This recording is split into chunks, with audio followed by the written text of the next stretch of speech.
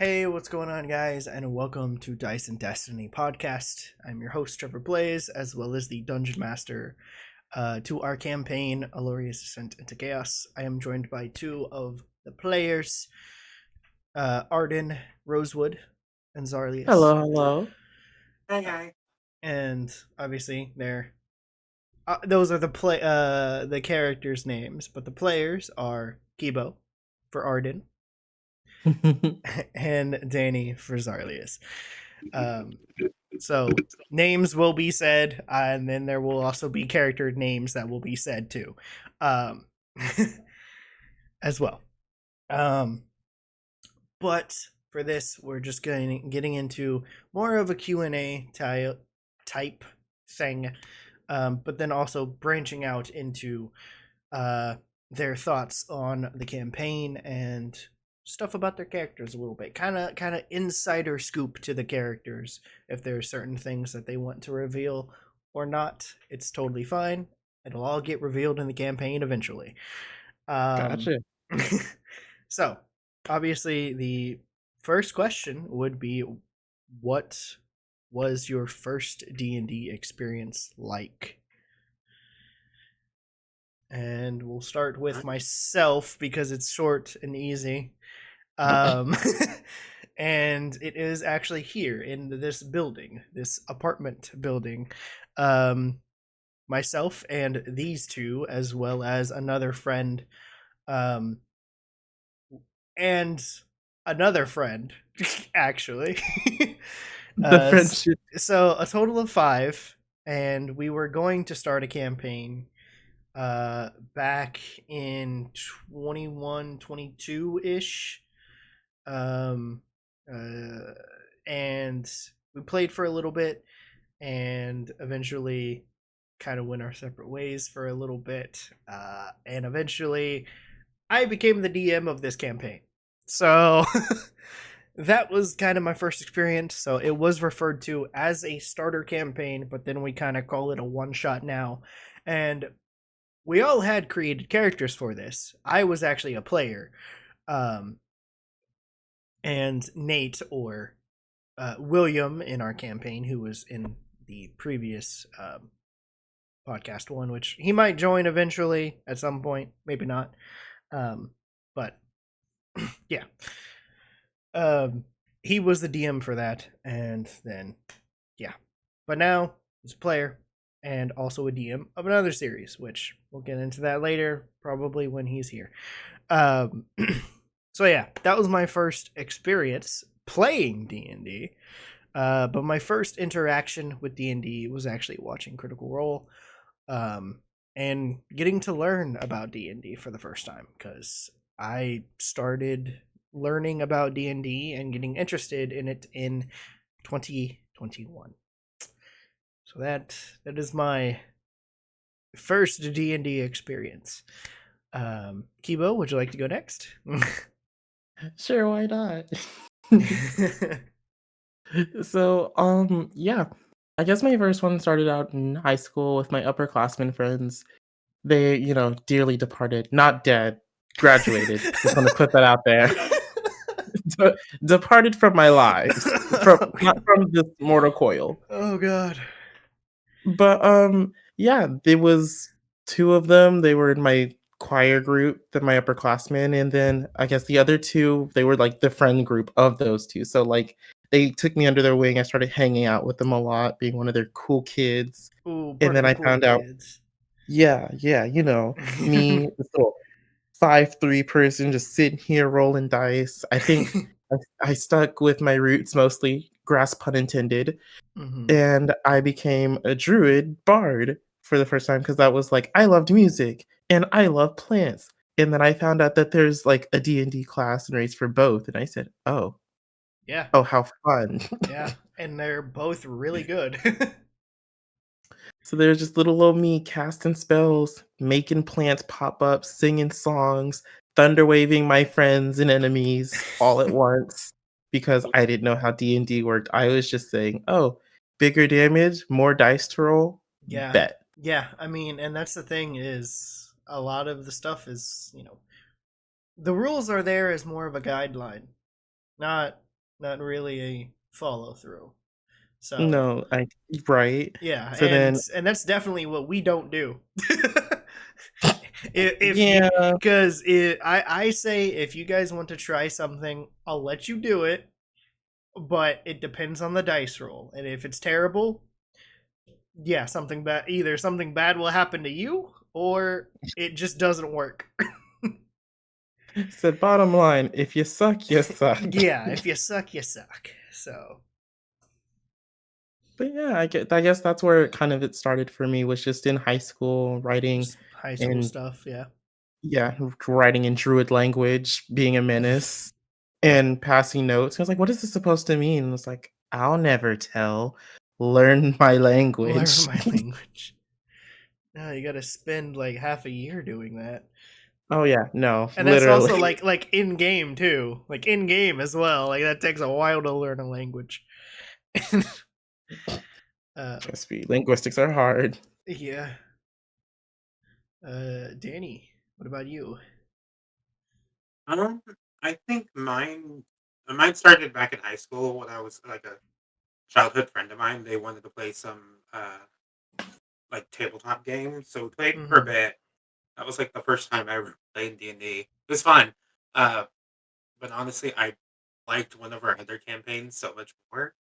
Mm-hmm. It was really dumb, but we decided like around the time this is like when like not Fortnite. God no, I've been playing too much Fortnite lately. FNAF came out. Like a lot of the FNAF stuff was coming out. Yeah.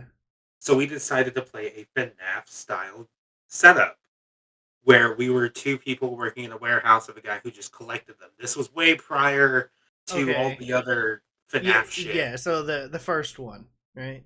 Like the first and second Or ones the were first out. and I think second the one. third Okay. one was coming out. So we Oh, didn't know. okay. Yeah. Yeah, like this is early Yeah. in Yeah. Oh the Yeah. man, era. we're old. Yeah, Yeah. no. I Like, we know. ended up making our own, yeah, no, it was around the time of the 3rd game because we had Springtrap show up, but we were basically having to play, "Hey, grandpa, come back to bed," with it. Okay. Uh, I like that. Yeah. Yeah, it was just bonkers. I brought this up to them recently, and they were just like, "God, that was so bad." And I was like, "That was one of my favorite memories of all time." I mean, that's great. Yeah. Um, and I mean, yeah, this kind of goes with the next question of just like how you guys got into it. And I mean, that pretty much that's the case. Is like high school. Sounds like it's high school. A lot of people, it's a lot earlier. For me, I had always heard about D&D, but never really got into it. Um, and like it was so weird. Like, cause I'm an anime nerd. Yeah. And like a video game person, so like it was very So you think weird that, fantasy would be the first thing to go and for I you? love fantasy and medieval stuff and like all like it's crazy that I never got into D&D until recently, 2 years ago or 3 years ago. It's crazy. So I like it's wild, but I have been enjoying it this entire time. Um and I still will. And obviously, we have a campaign running. Hopefully, we'll get to the end at some point. Mhm. And hopefully it all goes well because I'm hoping that as we continue, obviously I get better at describing stuff. I know that as I've been like looking back on some of our previous sessions and even the last session that we did, I've been able to describe some scenes or at least like the environment a little bit, but not into many great details, which gives you to be a little bit more immersed in the world. And obviously, there's the idle like chit chat between NPCs that you walk by or stuff like that. But then again, you guys haven't been in a town in like 3 weeks in Yeah. game. So obviously that will change when we get to Bitterbrook, the port town. Um, which is great. I have a lot of stuff planned for that. I had a lot of stuff planned before our hiatus, so I realized that halfway through, and actually before we were going to start playing, um, that session was I had everything planned out. but I didn't have like every little like not small detail, but like some interactions maybe, or like some sayings that somebody might say. I didn't have all of that planned out at the time. I do now.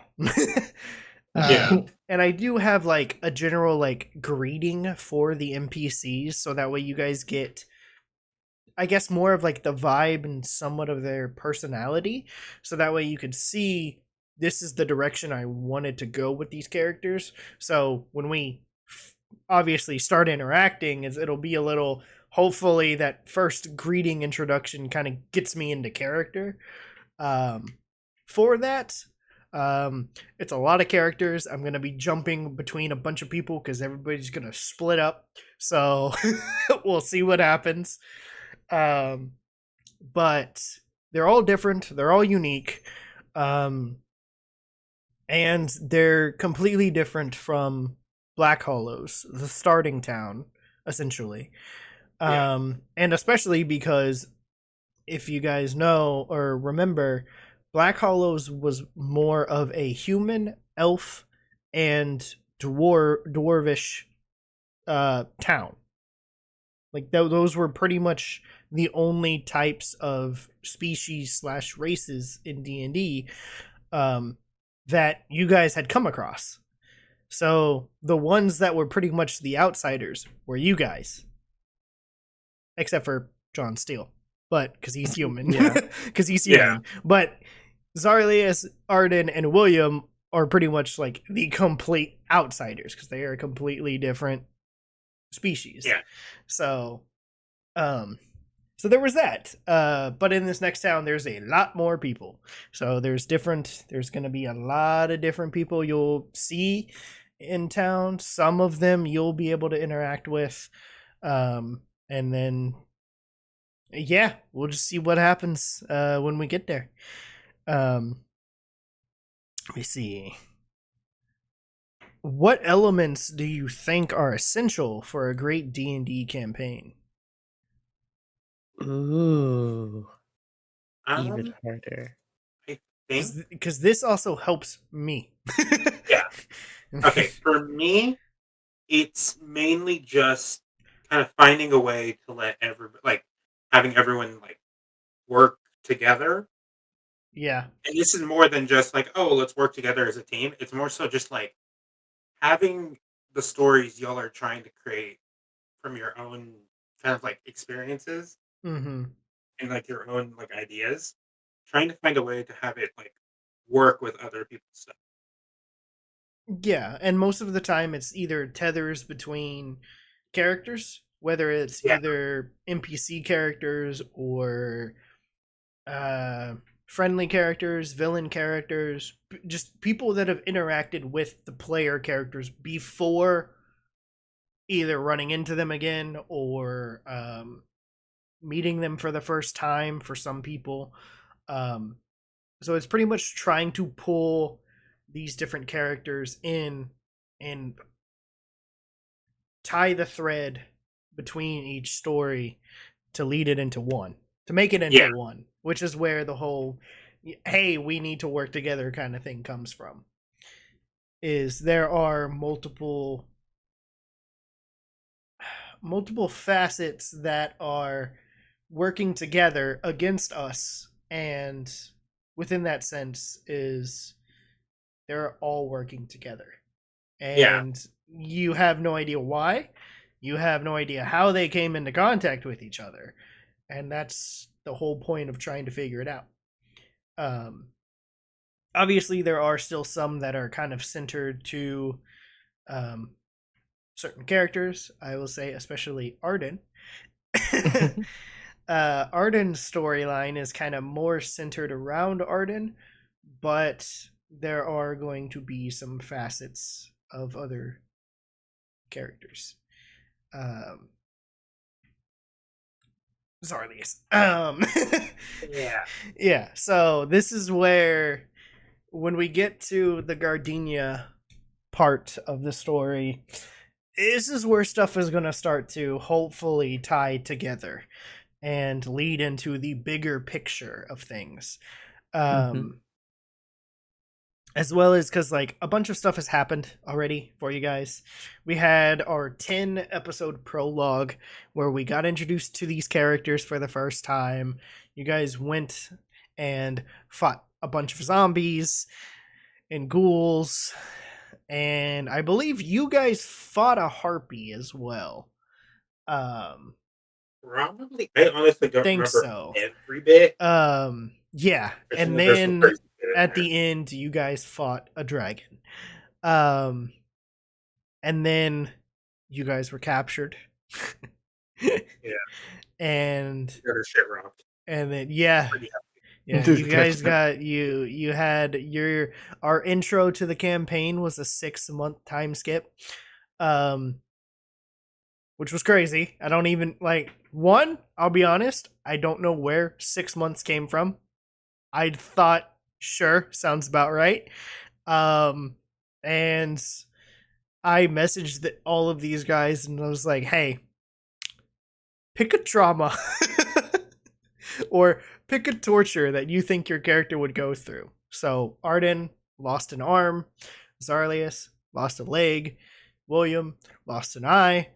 So, y'all lost something. And then you both regained something.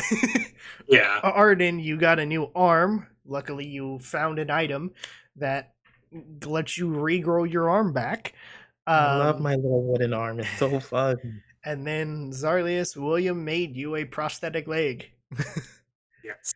So, and now I'm hoping we can get into that monk class that you have. Actually, I realized your entire class set is homebrewed. I believe, yeah, it is. Because you're a ranger monk, and both of them are homebrewed classes. Because the monk class is a combo between two monk classes to help better your fighting style.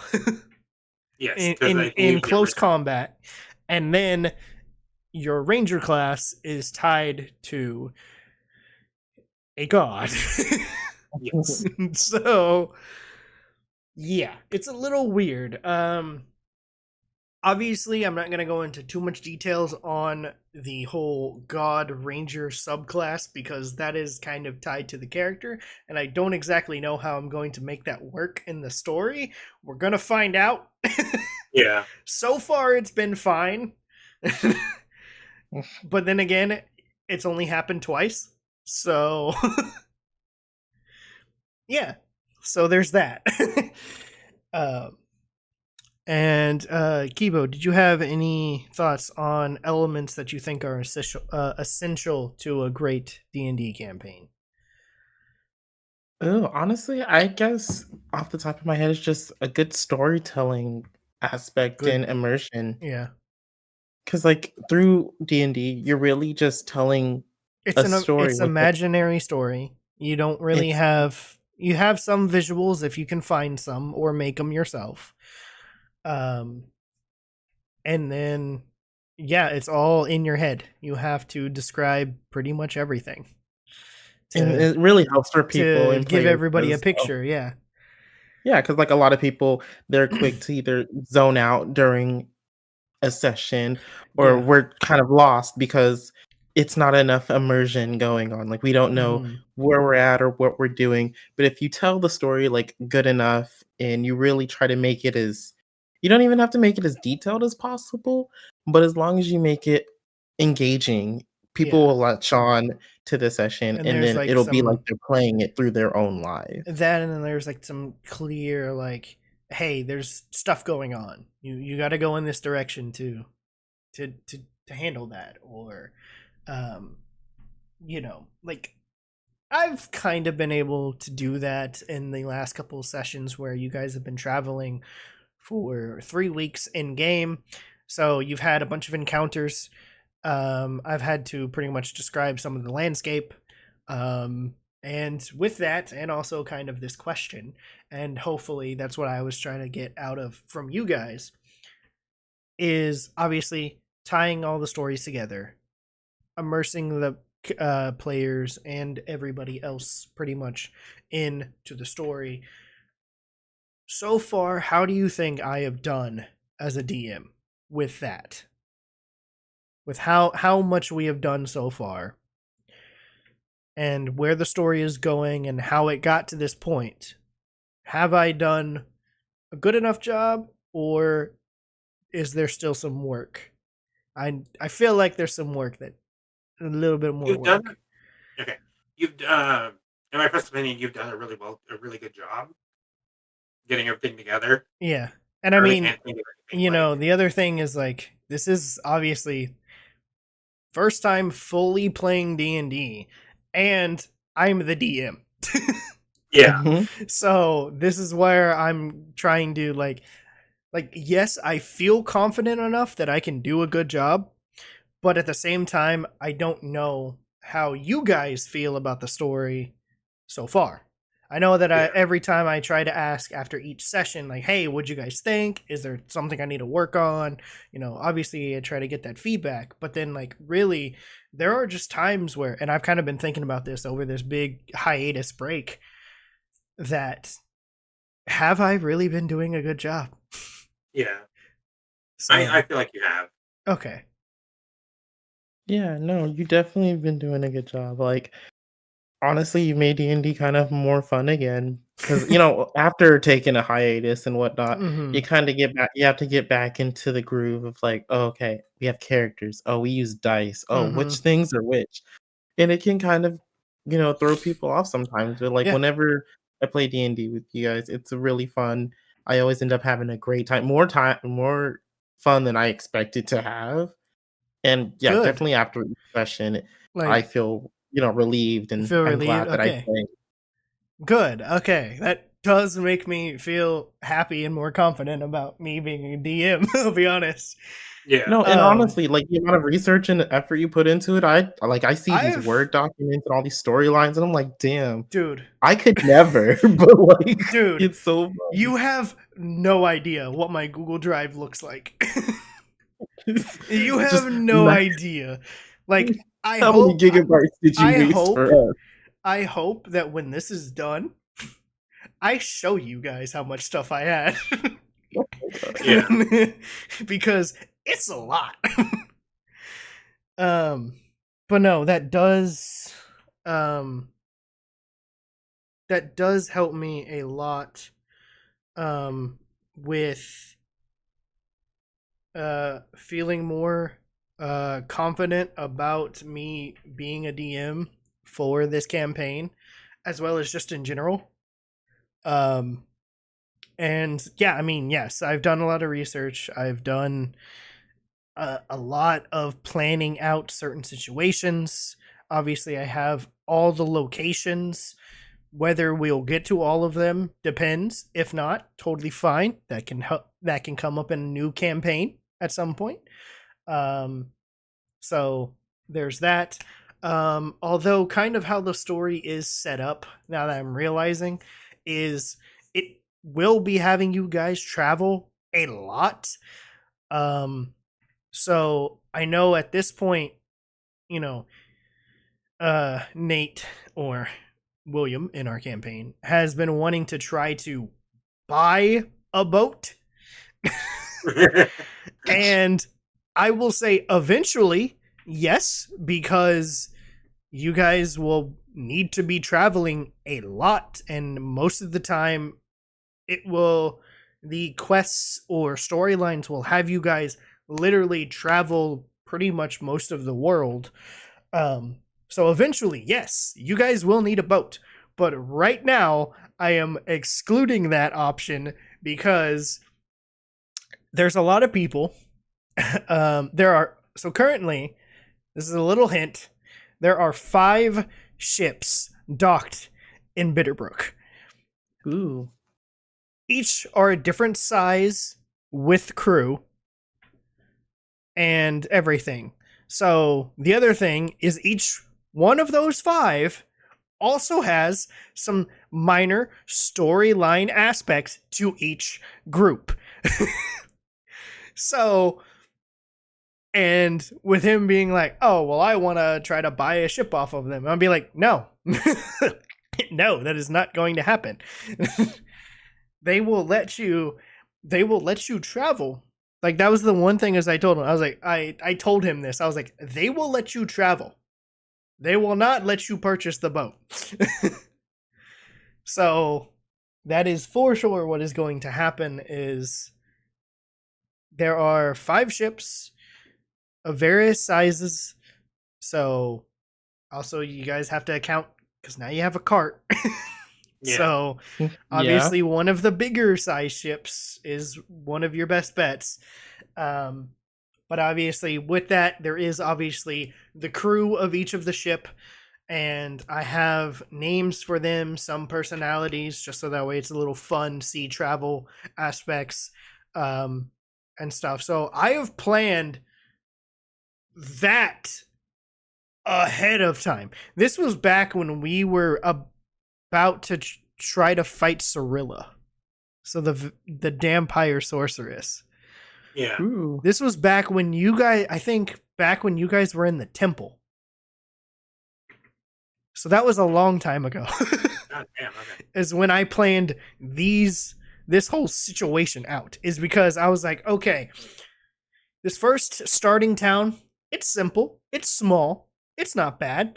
There's only a minor Dampire sorceress lording over this place. It's okay. It's all right. It's all right. And then I'm like, okay, the next town, it's a lot bigger. It's a port town. There are ships here. There's a bunch of characters. There's like, so I had to like, okay, this place needs to be more developed than the last. So then I'm like, well, crap. Now I just set myself up for the rest of the campaign as like, I need to up it for each next location. But then I have to realize, what is the title of the campaign? Yeah. Elloria's Descent into Chaos. So that means that most of these towns are most likely destroyed. So I have to think of that and also like plan for that and figure out how this is going to work. So there will be some big cities, some small cities, and a lot of ruined cities. So we shall see where you guys go. Because that's the thing. Once you got, because here's the other thing. You guys are currently on an island. You're about to leave said island to go to the Gardenia, which is on another continent that is massive. So you guys then will have to travel said distance. So there's a lot of places that will most likely be taken over at that point. Once you guys get to the Gardenia, deal with Arden's storyline, and figure out your next course of action. Because a bunch of stuff, I have to play up that a bunch of stuff is going on in the background, which is where, and this is what I'm saying to the viewers of everything as well, this is where the end stories come into play. Ooh. So one of the YouTubers, streamers / anime rappers that I've watched called Rustage does One Piece D&D or did One Piece D&D. Now he's doing One Piece D&D Marines, and he's done Isekai D&D as well. So he's done a lot of D&D as well. And what he does for his One Piece D&D is at the end of certain episodes, he does an end story, which gives you a bit of more world building, which is obviously what One Piece is all about, world building. So I like that aspect. So when I was watching it, I was like, huh, that's pretty cool. I like that idea. I'm going to do that.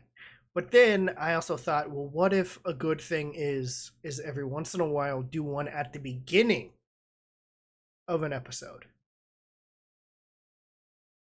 Which hasn't happened yet. Yeah. And I don't exactly know what I'm going to do quite yet. Because I feel like what I could do for the beginning is more of like with One Piece and the manga is a cover story of NPC characters. I've thought of this, and I thought that would be a nice little touch to catch up on some of our NPC characters that we haven't seen in a while. I.e., Blep and Wumbo. Oh, I remember these guys. Yeah. Yeah, see? Yeah. So that's the thing, is there might be a Blep and Mumbo cover story kind of thing happening at some point. I don't know exactly when I'm going to put those in one of the episodes, but we'll figure it out. But back to the in story kind of thing, is this is where I have handled most of the world building and the aspects of introducing some characters. So this is where we got the introduction of Saloon, the moon maiden or moon goddess, who Yeah. is tied to Zarlius somehow. Yeah. And also Umberzar, the shadow dragon in Nox, and Saloon is in Lux. So we're also introduced the Void as a new concept slash Fey realm adjacent realm. Yeah. With two sides of it, Lux and Nox. You guys can figure it out. It's very self-explanatory between the names. And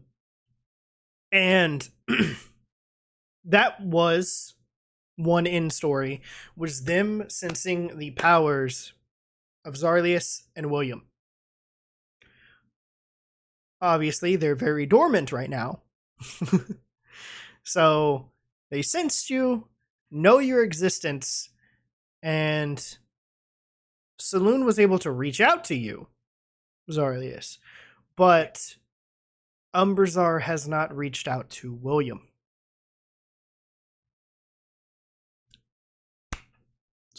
So take that as you will. Yeah. But and then recently we had a little in story after Cirilla, the Vampire Sorceress death episode, where a hooded figure who was previously met in an alleyway by John Steele was revealed to show up and take the items that she had and disappear. But before that, congratulating John Steele on his work of defeating her, and then is nowhere to be seen. But you did get there's a hint. Obviously, the other thing too is in stories are not recorded in front of an audience or in front of them, the players. So sometimes I do tell them, hey, go watch the episode because at the end there's an in story. But just know, obviously your characters do not know this. So that's another thing. Is yes, it's a slight spoiler, but it is a good way to tie characters together as they get introduced later on. So, like, obviously, character-wise, they have no idea who this guy is, and they probably won't for a very long time. So there's that. But he was described to have pink hair, and it swoops to the side. So there was that. It didn't really show what type of gear he had in that in story. No context, yeah. But you got the image. You get an image of him, slightly. You get his hair color and style of hair, as well as the symbol for the group, which also the group name was also revealed in that in story, called the Eldritch Enclave. So that is the bad guy organization.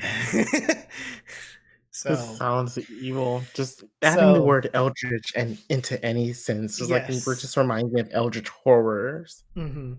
And each one of them is, I'll say this as well as a little slight spoiler, but also slight intrigue, is each of these characters are inspired / based on anime characters. Okay. I never would have guessed that. I mean, I knew this. I just Never. You Yeah, know? you know this. Danny I think knows I helped this build some of because them. you helped build some of them. Yeah. I don't know why my brain was like, wow. It's like, wait, Just like, I knew wow. I was this. like, wait, you Wait a knew minute. this. Yeah. So yeah, that's the thing is the and that's probably going to be the typical thing for my villains or just antagonists is they'll be loosely or strongly based on an anime character. Just because obviously I have the knowledge right here. Yeah. um so yeah, so that is what will happen with most of my antagonists, plus also some allies, so it won't be, like, sure, I can go with the basic fantasy tropes, which I've kind of already done. You can only go so far, so here we go, off to anime and manga. So, Yeah. and obviously, you got your basic tropes, so they'll show up. It's very obvious. You'll see me get into character for those certain characters, okay? I will try my Right. best to be as sassy as I need to be, okay? Okay. We shall see. I'll be honest. Again, I'm not great at doing voices or accents or anything, so I'm not going to do that. I'll start it so you get the gist, but after that, I'm going back to my regular voice. Yeah. But that way you guys get the gist of how they're supposed to talk. So obviously some of like the elven characters, yes, they do talk with a somewhat English UK accent, British accent, It's kind of stereotypical, but at the same time, it's how they've been portrayed in Lord of the Rings and whatnot. So you can blame them for that if you want. So yeah. um here's some good ones. Then that I'll say I'm gonna link some of these together. But one in general is just how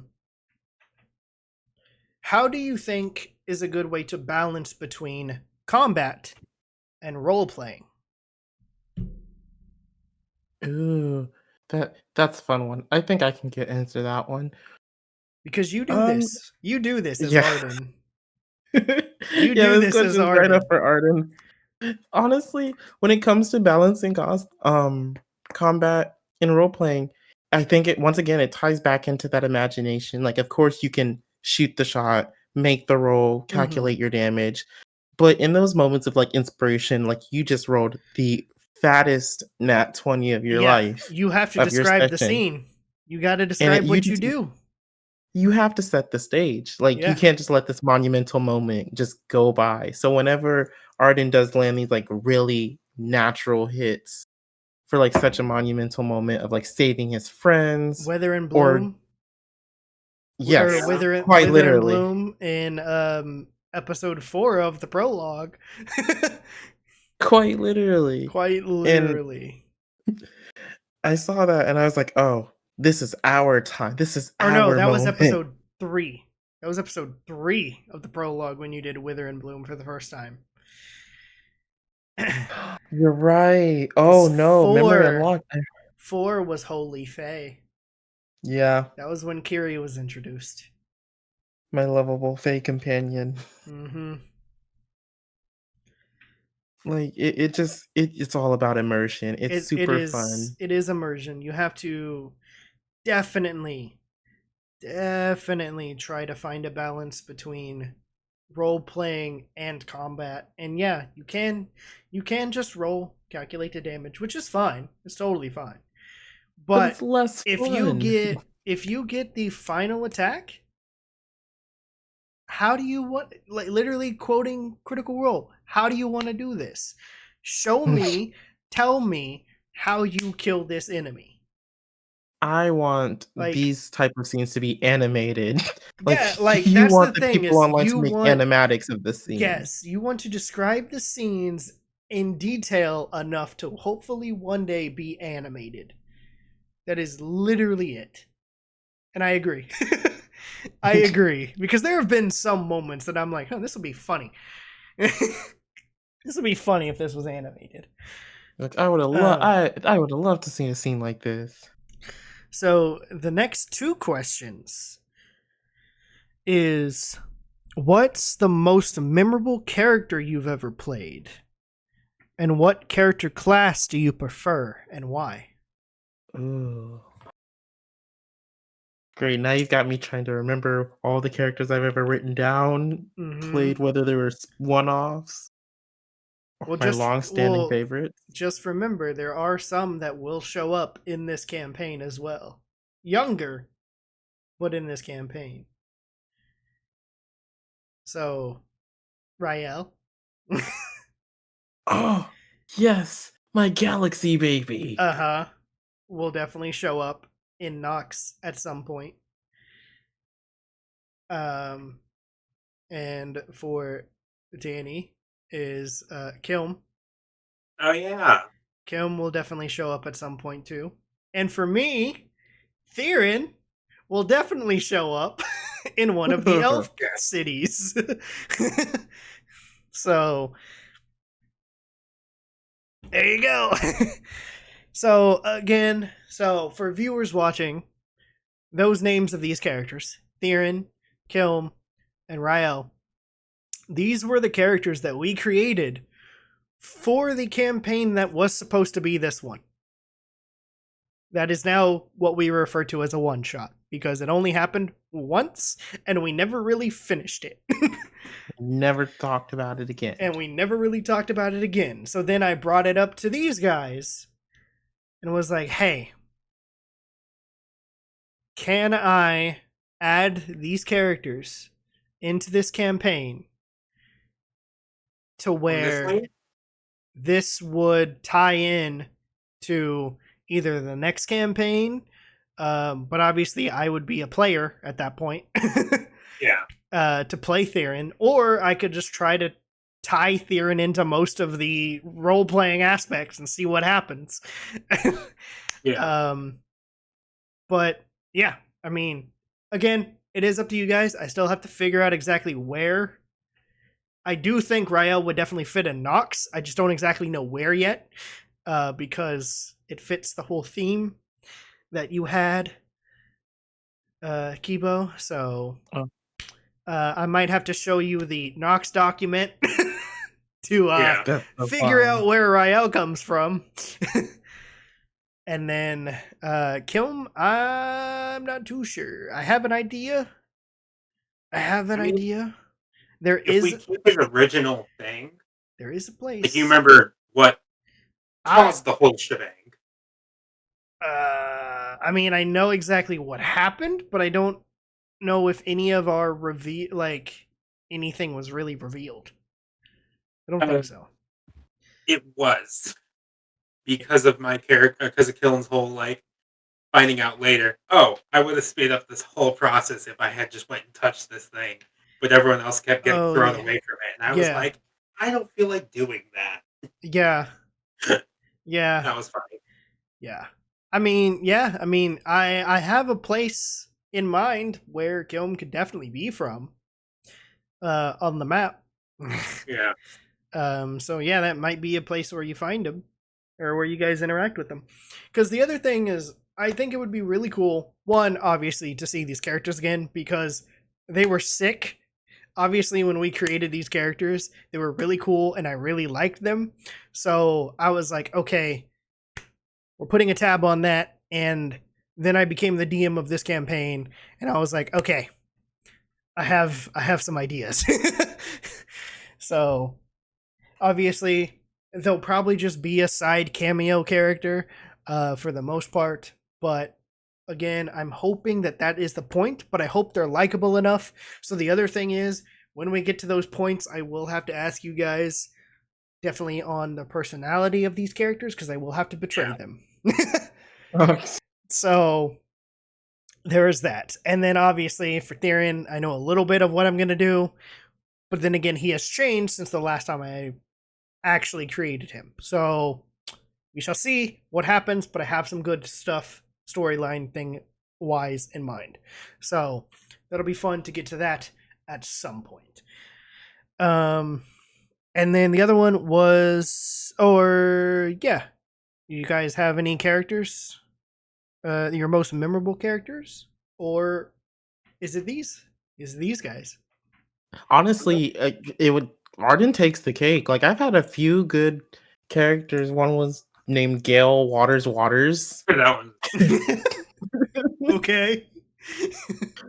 Hey, my favorite water genasi who is like so particular and like stoic that she wanted to keep her last name when she remarried. However, her name was already Waters. So when she married Oh someone my else whose god. name was Waters, she's like, no, no, that won't do. We can use a hyphen. So that's how Waters, she became Gail. waters. Yeah, Gales, Oh Waters, my Waters. god.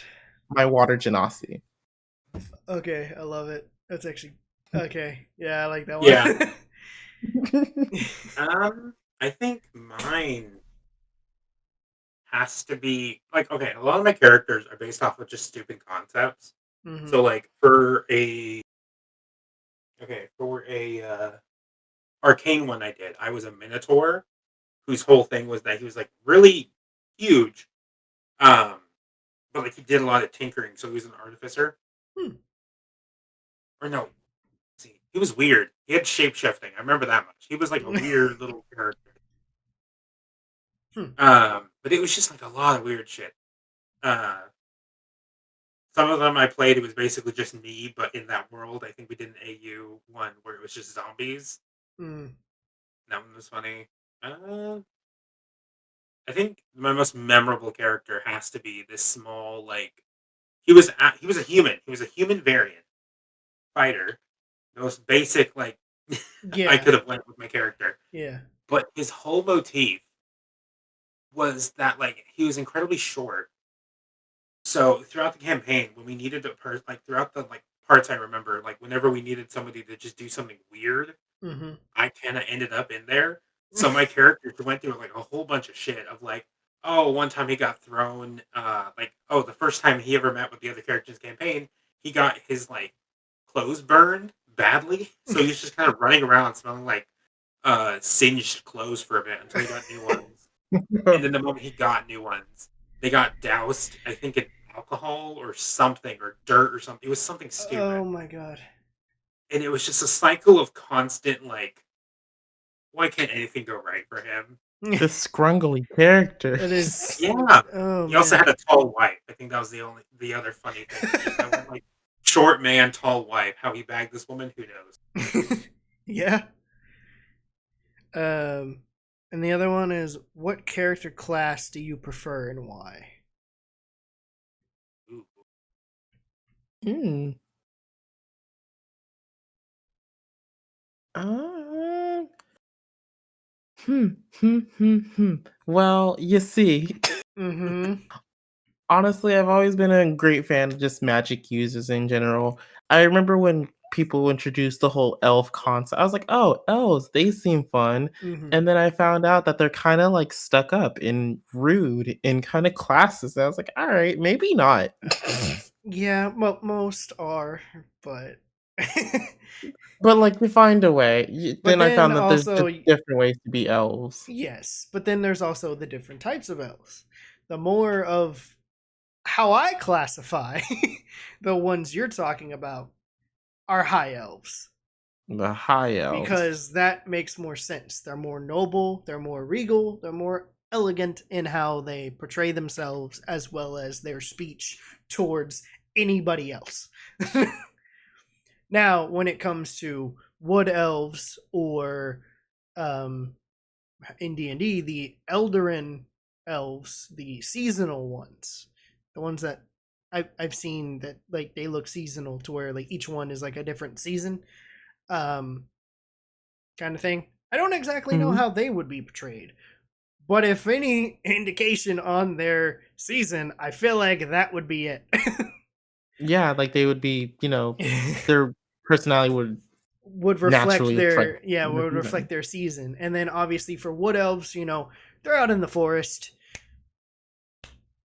to each their own, I guess. Like I don't think they Yeah. would be as stuck up as high elves. So the only thing that I would really classify anybody being a strict like person in our world that I have created would be the high elves, and solely the high elves, because it just makes sense, and that's how I've always seen it being portrayed. Is it's always the high elves and not any of the other ones. So that's just how I'm doing it. Hey, that works. So, which funny enough, you've met half elves and they were all nice. They were all So super kind. so there's that. Yeah. Okay, Keebo, continue. Oh no, you're good. Yeah, honestly, if I wasn't if I wasn't a bard Hmm. and a druid or any combination of that, and then I found out tabaxis existed, so I was like, oh, Yeah. great, catfolk, why not? Uh-huh. But really, But yeah, now any you're also a wizard. yeah, Or a You wizard. are you are a you went from bard and druid to druid and wizard. because I was like, magic, I want to do spells and I want to sling a bunch of spells. And Hmm. if I ever run out of spells, guess what? I want a spell to give me more spells. Yeah. Yeah, that is a thing. We're So, just gonna go razzle dazzle, magic fatazzle. And they said, oh, you can be a wizard. And I was like, okay, bet that works. yeah. And then the problem was trying to figure out the subclass. Yeah, yeah, those are the, And then we that kind of was a just lot went of with reading. nature. Yeah, We just went we're just gonna we're nature. gonna be really on Eh. the nose with this. When people see Arden, they're like, "Oh, he must be like so complexly built," and I'm like, "No, whatever fits in the theme the most, that's what we're going to, and that's what we're sticking with." Hmm.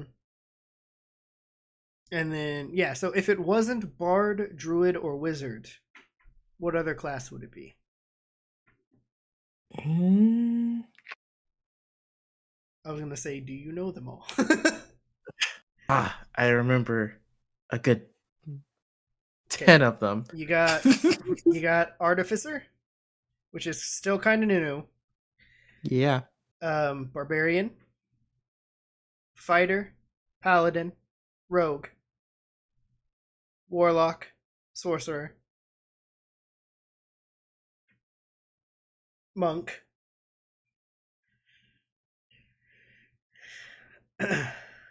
Mm, yeah, no, out of all of them, I really think it was just those I think I played a sorcerer one time. Sorcerers can be Once. pretty good, pretty OP, but also very squishy. Yeah. Um, Yeah. and then it also just depends, really, on the subclass. Um, yeah, yeah. So, Yep. so out of those, it would probably be sorcerer. Yeah, really that one. It was about the only if it wasn't those ones, then it may Yeah, have been a sorcerer, but other than that, I was a one-trick pony. yeah, yeah. Okay, Danny, what about you? Because right now you're playing a multi-class character. Yeah. I honestly don't. Okay, repeat it again. Sorry, my Oh brain yeah, is I just. forgot. Ranger was the other one. Oh, Oh yeah. yeah. Because yeah, you're a ranger. Literally, the last two I forgot was monk and ranger, and it's your class. As I was naming them all off, and I was like, wait a minute. So yeah, what or what class do you really prefer? Oh, really? Ooh, class I prefer. Okay. Um.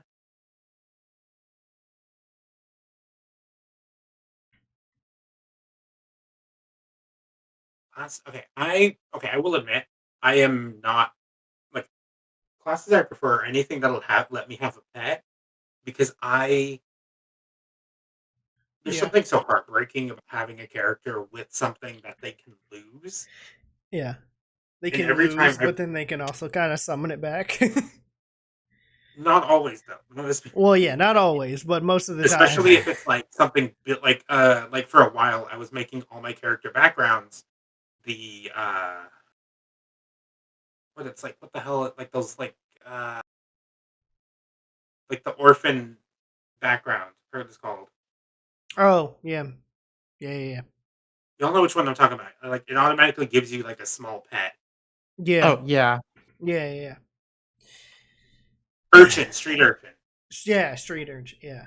And for a The while I urchin, kept yeah. thinking that because I was like, I'm gonna have no connection, but I'm gonna have a and I was like, there's so much more that can happen here. I'll be okay. Yeah. Yeah. But then also that with a ranger, you can technically get a pet, Yeah. kind of. Kind of, sort of. I think eventually I think you get find familiar. Probably. And then obviously there is the subclass of the Drake Warden where you get a dragon, but you know, so there's that. um, let's see. So far for me and player characters, I have played, am playing as a paladin fighter and a monk fighter. So I would say though that currently I really like paladin, but I really like monk.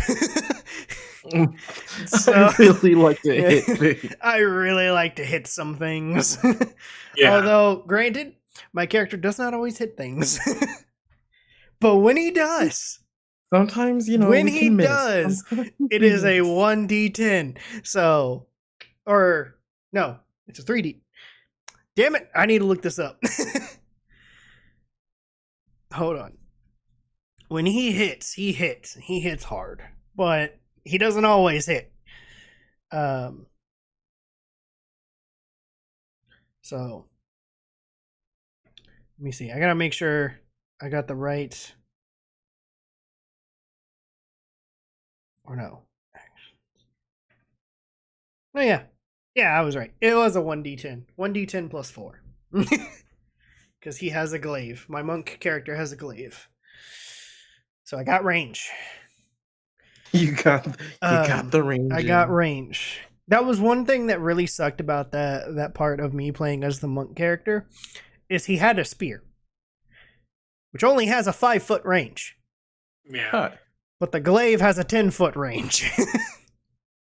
So one of our characters in this other campaign that I'm a part of to play this, who is actually Keith, who has recently been added to ours, which he'll pretty much technically be playing the same character, kind of, but a little, not really a little bit differently, but it will essentially just be a copy of the same character. Where he is pretty much a blacksmith kind of thing. So I had him take my spear and a bunch of items and craft it into a glaive. So my spear, well, the one that I've been traveling with from the very start, my main weapon, is still with me. It is just now a glaive. So it has more reach. So I still have that like sentimental value of this is my weapon. It's just longer now. Yeah. It's just really big. Yeah. But I have to say, I've really been liking Paladin. I mean, also, that was the class I did choose when I started playing Baldur's Gate 3. So I did start playing as a Paladin, and I thought this might be pretty cool. And I actually like it. So, who knows? I might be playing Paladin a little bit more often than I should. I remembered the other class that most people don't choose. Cleric. Oh yeah. The healer. There's the other one. But yeah, for me, I would say so far because it's the only two characters I've actually played as. Yes, I have all these NPC characters I can play as, but name is a barbarian. Pretty self-explanatory. Nevri is to be determined because her stuff will be revealed at some point. Oh yeah. But yeah, that's the other thing. You guys did get a glimpse of Nevri and what kind of ability she has. Because I did tease that. That was one thing that I did want to tease, and that was during the Cirilla fight. Or no, it was after. It was after the fight. But regardless, you guys got to see a glimpse of what her potential powers will be later on.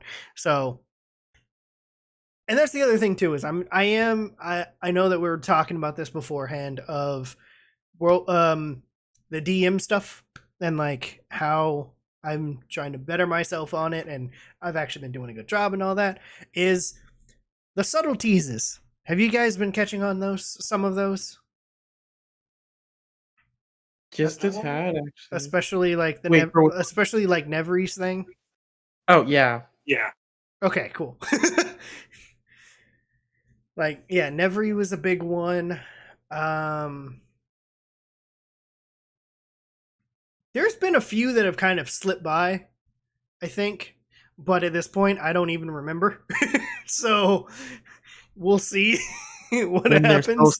When they're so subtle that the DM forgets. Exactly. Yeah. Honestly. And then okay, so next question is, how do you create a compelling backstory for your character? Death, trauma, Death, trauma, death, yeah, more death. Yeah, honestly, yes. I will say I tend to do that, but I also tend to go off of personal experiences. So it's like, yeah, because I've seen it done by other people, take something personal about their life, something they kind of just want to push, and push like, away and not only that, like storing it into the character. Yeah, no, like that is a big thing, and that's also why I really love Critical Role. Obviously, yes, I'll hype them up as much as I can because I love them. They're great. They're all anime voice actors. We have grown up with these people. Most of them have voiced our childhood in cartoons. So, and we're like, hello? Yes. So, the one that is really good at doing this is Taliesin, who he has put a lot of his characters. So, for Ashton in campaign 3, he's put a lot of kind of a combination of people that he knows in real life and stuff like that, but then that also kind of helps with his other characters too, of like Caduceus Clay, who is a Furbolg cleric. So that is another one where he does that too. And then there's a few other ones. Is where we also get Percy from Vox Machina. So like there's a bunch of stuff in his characters that are like really good and also really tied to real life experiences and just things that he's been through and stuff that people have been through that he knows. So, and like you can see it like throughout campaign 2 when I watched all of that, you could see it when he went from Mollymok, Tea Leaf to Caduceus. It was crazy. They were completely opposite characters. But they like that is a wide range between those two. And then even now in campaign 3 of him playing as Ashton is crazy. And fun. So I've been enjoying that. But yes, with backstories of characters, most of the time it is trauma and death and just a lot of, hey, this is what happened. Okay, we'll figure it out. And then sometimes it'll be like, oh, hey, you remember that person that killed your parents? They're the main bad guy. Haha, you know, like something like that. So it's like, yeah, like that's one of the things that are like, that's one of the ties that kind of brings D&D storylines together a little bit. I do want to mention some more about like the way I choose stuff. I mean, for Zarlius, you really didn't. No, I've other characters I've done before. Well, yeah. My main thing is I kind of just don't go in too heavily. I'll kind of just add little things here and there, like, Well, yeah. oh, I think this Yeah. will be funny. Yeah. Oh, I think this will be kind of cool to do. Yeah. And like over time, I ended and- up building this like And yeah, brand. sometimes, yeah, that definitely helps. Is sometimes like there are people that dish out like a 15-page backstory at the beginning of the campaign. So then the DM's like, okay, let me try to pull some strings here. Yeah. And then, Or you can do the age-old thing of, Yeah. hey, my character's completely fine. They just want to go adventure and they have a happy life at home. yeah, Right. yeah, something like that, yeah. Which And then you honestly, that was kind of my thing for when I created my monk character, Yeah. Sky, because I was like, he had a simple life. His parents are still alive. Well, I don't know. It's up to Tyler. It's up Yeah. to Tyler. But so he has his parents. He has 2 siblings, but he left at the age of 10 to go train at a monastery, or 15, 10 or 15, and he left for. No, I think he was 10. I think we decided he was 10, but he was gone for like 15 years. So he's 25 right now. So I know that the things are a little, maybe timeline wise, it doesn't add up. He might be a little bit older. I don't know. Yeah. But yeah, so it was like he had a normal life. He just went and trained at a monastery. And then after that, it was just like, okay, I'm here in this campaign. So, and then it's like there's a few things where I'm like, okay, well, he has a fishing kit. He went fishing back home. Okay, he knows how to do this. He has like calligraphy supplies. He knows how to draw. I don't know, like, so like just kind of nice things. Yeah, I was like, and he doesn't really. He's literally just there. So, yeah, and it's weird. Like this character has developed a lot since we started, and now he's like kind of the leading force in all this. So yeah, it's crazy. But yeah, I mean, compelling backstories can be either revealed to the DM, like I said, 15 pages, or as you go. And I think the as you go one is really good because that also like helps because it's like your character is obviously gone through some shit, right? Yeah. And then it's like, okay, well maybe I liked that, but then like my character wouldn't really like that, right? Or like there's a situation where maybe these people got mugged and you're just like, oh, I let them be. Or it's like, no, wait, my character would help them. Something like that. You know, it's like some minor things, but then it's also like it could tie back to a backstory where it's like, oh, when I was young, I was poor or something. Yeah. I was an orphan on the streets, so I was doing the same thing. You know, something like that. So it's like the little nods that you can tie in to make your character have more depth and stuff. And then the other thing, which hasn't happened yet, how do you handle character death in games? Okay. I will talk about this because it depends on how attached I am to the character.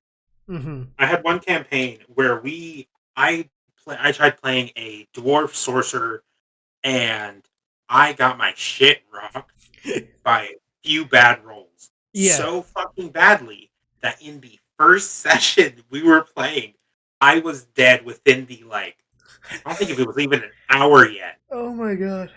I'm not kidding you. I was gone and I had to hurry up and come up with another character. And the character I made was the character I had boyfriend. So the character I just went, all right, we're moving. We're moving. Yes. Just no, because we were actively in battle. So we were told, make a new character, join back in. Yeah. And it was just bonkers. I've like, okay, are we talking like we're just talking player death, right? Yes, when Okay. your character dies in the game, like fully, like Mm. straight up fully, how do you handle that? If it's okay, I will mention I am one of the few people who will mention the fact that I've lost characters to stuff. Mm-hmm. Not that they died, but they were so close to dying. I was actively having to like plot out what would happen next to me because Yeah. I was like I was getting such bad rolls to the point where my characters were getting so low health. I was in that spot of like, Mm-hmm. oh, I'm going to be the one to be rolling stuff next. Yep. I'm rolling my character death save. Yep. Yep. I think one Insane. time I fudged a roll, but not in a not in a good way, not to benefit me, Yeah. but actually, yeah, no, I had to. So I fudged a roll to kind of like because I had landed a 2, and I said I landed a 1, so I could have the double hit Mm. because I knew statistically I should be fine. Yeah. Because at the Statistically. time I already had 2 good ones, so if I Oh. had 2 bad ones, Yeah. it would Okay. have Yeah, I got you. Yeah. You were. It statistically I was. should be fine. Yeah. It was balanced out enough to where you could possibly. And I did survive. That one I ended up surviving because I was Yeah. getting so many. Like for a second, I was getting good rolls when it mattered, but not in Mm-hmm. battle. Yep. Yep. And that's And then kind. my next, That's yeah. kind of how Zarlius is right now. Oh yeah, I've never fudged any of his rolls either. No. That shit's just happening to me. Yeah. Oh, I know. Because we're seeing it all. Yeah, yeah. I'm just sitting here like I would like. You're just like, I'm dead. Yeah, I have killed one I'm of my own done. characters on purpose. Yeah. And I mean, like, that's the thing, too, is like, obviously, I try. And this is the thing. I like these characters. I like Arden. I like Zarlius. I like William. I like John. I like Fuller. Like, I like these characters. So I'm trying not to kill you guys. It's just because you guys are so high level, everything else has to be bumped up for that reason.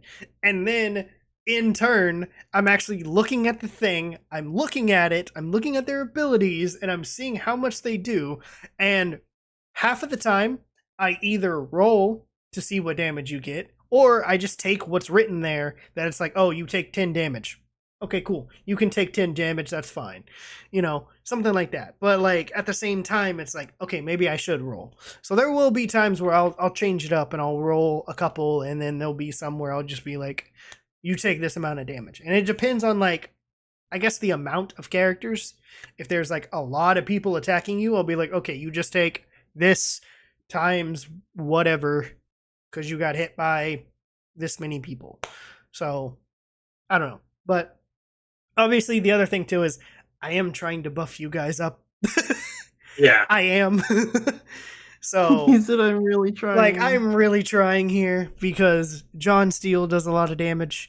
He says he says he doesn't, but he does. And then obviously we know William. He does a ton of damage, and yeah. So that's why I'm trying to buff you guys up. Fuller's fine because he does the same amount of damage every time. So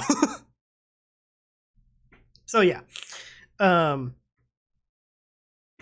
But yeah. So that's why I am trying to buff up Arden and Zarlius a little bit. That is also why I kind of gave you guys items. yeah. And obviously there is an opportunity to get more Yay. in the port town. So Don't die before we get there. Understood. yeah, Pretty got it. don't die in town. But yeah, Keebo, how do you handle a character death? Easy. I don't. I Because don't. none of my characters ever died. But I mean, yeah. Keebo, easy. I never lose. Yeah, Queen never cried. I I never never lose. Yeah. And I mean, like, that's the thing is, like, Arden's come close a couple times. Oh, yeah, Couple times. Technically, all of you have. probably. And William has a lot. Like a lot. But that is also because he's Blood Hunter, so he does damage to himself.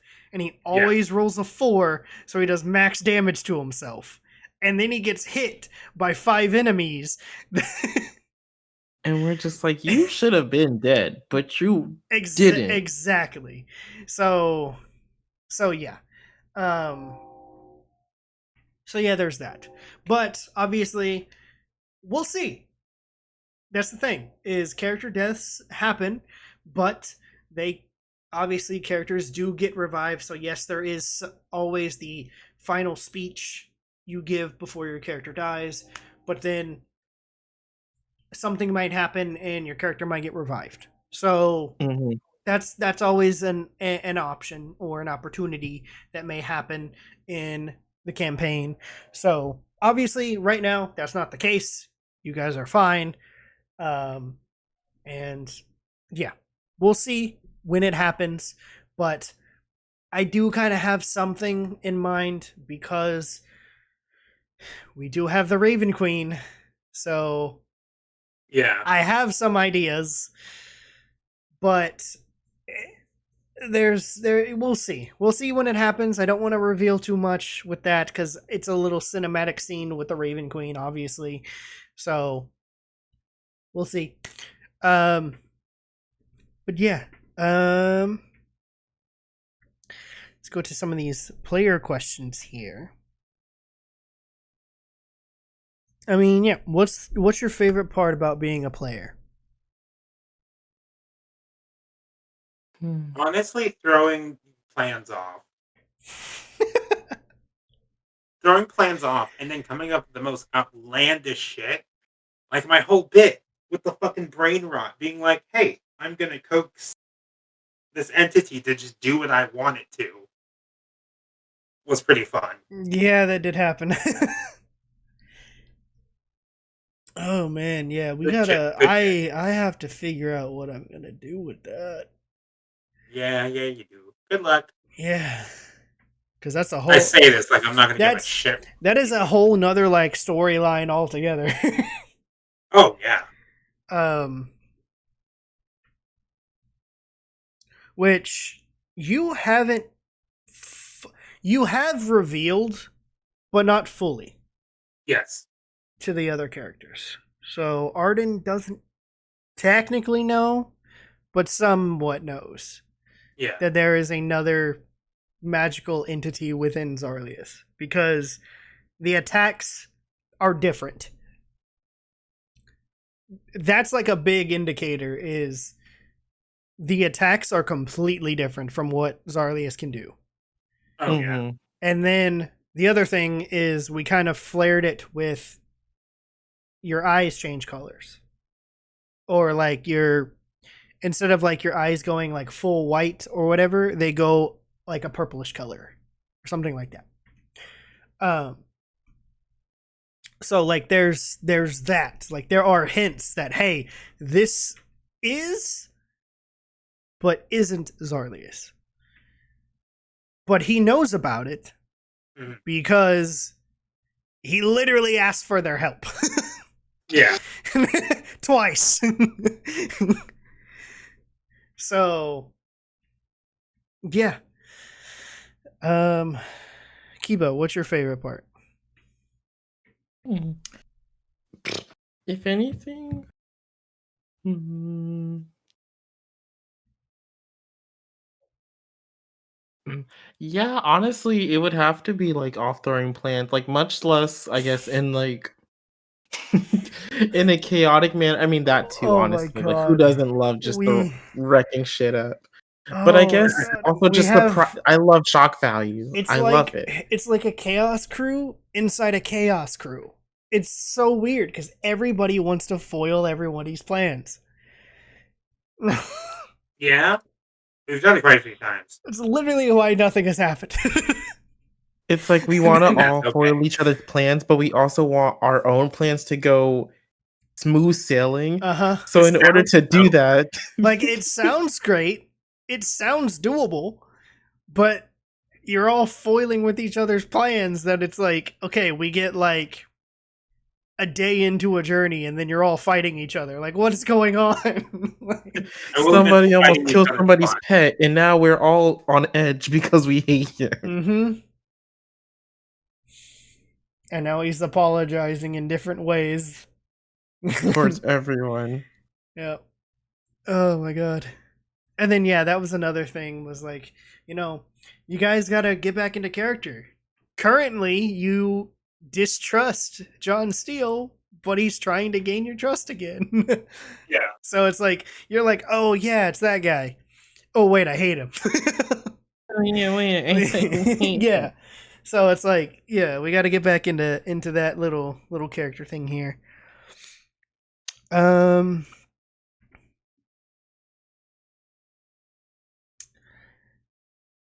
I guess this is more. I guess it's more of a rewording for this. Do you guys prepare before a session? Anything, or do you just go in blind?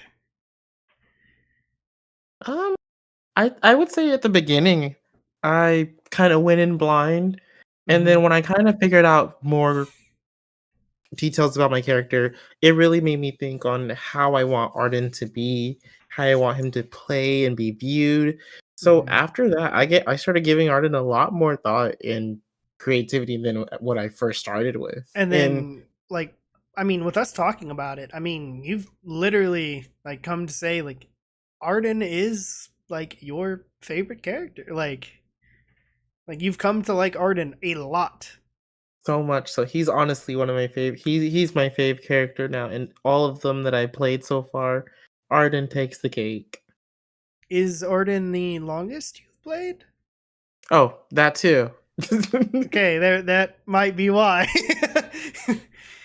That might be why, but I mean, it is also the fact that yeah, you're getting to know your character a bit more. You're getting to portray the character, and you're also like feeling how you think this character would, you know, act and flow the in the campaign.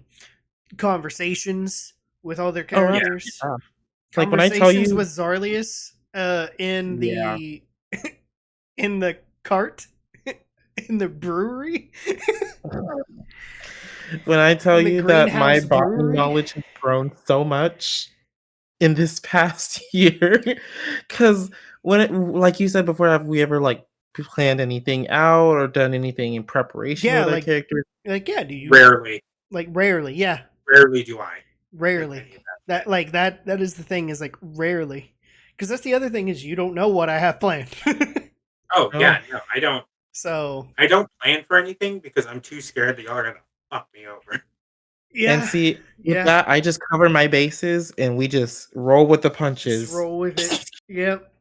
I mean, yeah, that's there yeah. Um There's a good one. How do you handle character conflicts within the party? This We try our happened. best not to do stupid shit, This happened and very it kind of recently. continues. Yeah, This happened very recently. In game time. That yeah. Because it's only been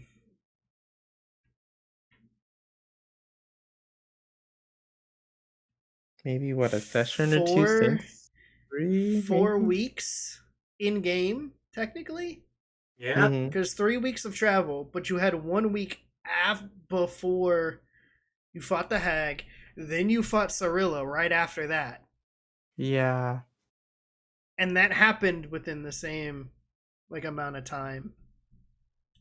So yeah, there's a lot of stuff going on. Oh god. Okay. Uh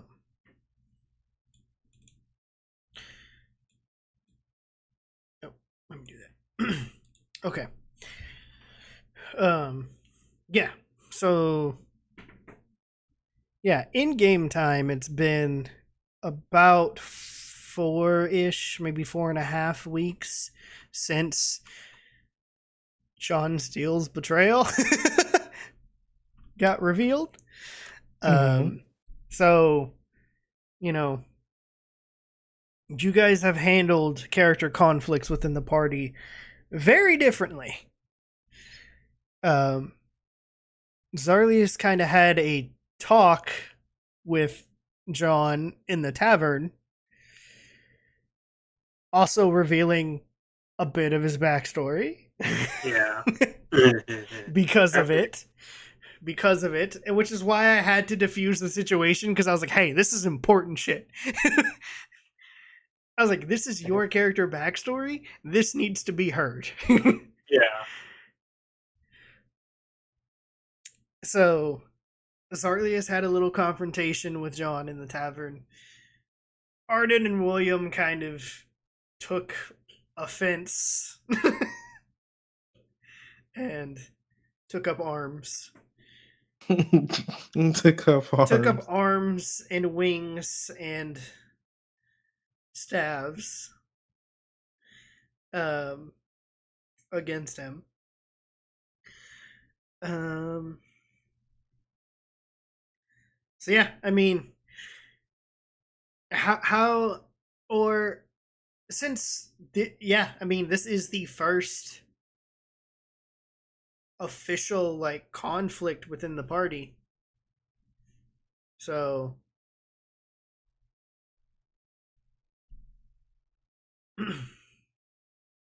Yeah, like and you're still dealing with it. Yeah. like Uh, it,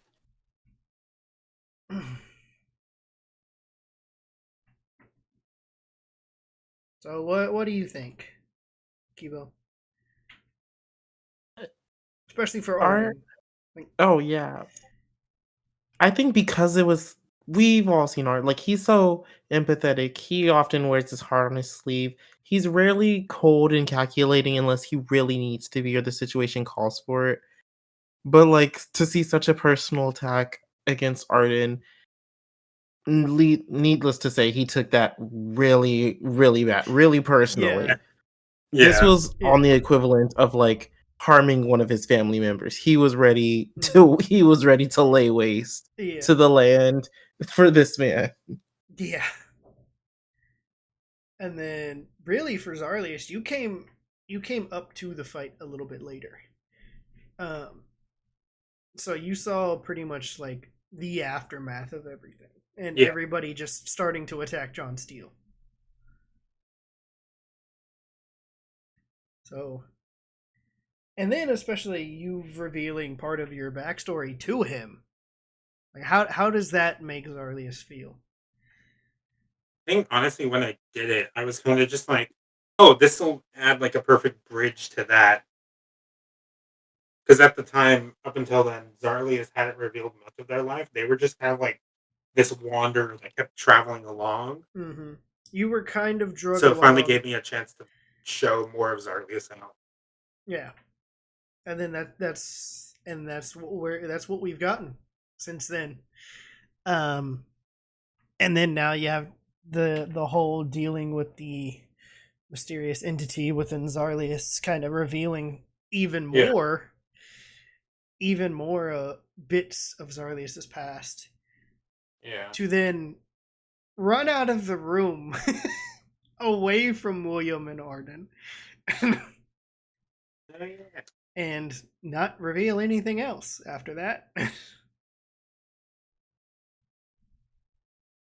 No, So and honestly, I love when that moment happened because it felt like a such it felt so much like a so what moment. Like a if Cry Me a River, it Build a was, Bridge and Get the Fuck Over it bro, was a scene, dude, that, that would be that. yeah, no, and that's exactly how that moment felt because you're like, Zarlia starts to cry and runs out of the room, and William's like, but I didn't even say anything. Like that moment in that episode was so good. It was so good. I really love that part. I think that was like, even though it was a small bit of role playing, It was really good. Just Mhm. really good. Um, and I mean, yeah, that's another thing is how do you approach role playing your character? I feel like for Arden, it just comes naturally. And how many how many more grass and nature puns are we gonna get through before this ends? Oh my god! Like honestly, you've done so But many. I've done so many, but it worked, and yeah, It I works. think It fits I Art. think It because fits Arden as Arden a character that he does plant puns and whatnot. Like it just fits. It just fits a lot as of just his the verbiage, if character. it's not about plants or magic, that's Yeah, just Arden. it is. Yeah, we're like, yeah, that's just Arden. You'll get used to him. That's just this bitch's MO. Yeah, it's just That's plants and magic. every time a new character gets introduced, it's just that's just Arden. I mean, think about it. Name's first introduction to you was you were just like, "Hey, what do you think if I like killed people or something like that, or like how do I do something with poisons?" And he's just staring at you. Plants, magic, and mischief. There we go. Because I honestly, we all love Arden and his sweet, rambunctious name, but we all forget he's the number one person to sign up for fuck shit. Like he just when if ever he Well, gets a chance to cause any like mischievous acts or like just lottie doo dah, it's him. like I love it, and the fact that we haven't met Viscera fully yet It's like, who the hell trained this bitch is like to be like this? exactly is because we haven't been fully introduced to Viscera Snapdragon, who is Arden's technically legal guardian. And just like think of the name, just um, Viscera Snapdragon, y'all. and also like is the same thing, a druid wizard. So you've fallen under her footsteps, under a different path though, um, because you're under the nature-ish and cherry blossom path, and she is briars, so thorns, and mind shit. Mhm. So, which is also why she's been able to tap into your dreams and talk to you. She's just that mythic bitch. Like Which honestly, I love is that's how we have her communication with you. Because how else am I supposed to do this other than like sending? And that's mhm, like 30 words, if that. if When you can do a dream and just be there. So, Yeah. yeah. I think that is a good way. I mean, yeah, Danny, do you have any thoughts of Um, approaching role playing for Zarlius? Honestly, just kind of rolling with the punches of what everyone else brings to the table. That's kind of just how I do it. Yeah. And I mean, it also kind of it. I will say, like, yes, it does fit Zarlius, but it's only just because, yeah, Zarlius is a wanderer. He's just here for now. He's just here, so there's not really a full on tie with the rest of the group. But you're just like, these guys are pretty strong. They're pretty friendly. Yeah, I'll Yeah. stick around. Yeah. At a certain point, I'm just gonna dip. Yeah, just gonna run out of here. Um, and then how do you develop relationships with other characters? Now, this can be any form of relationship, I'll say.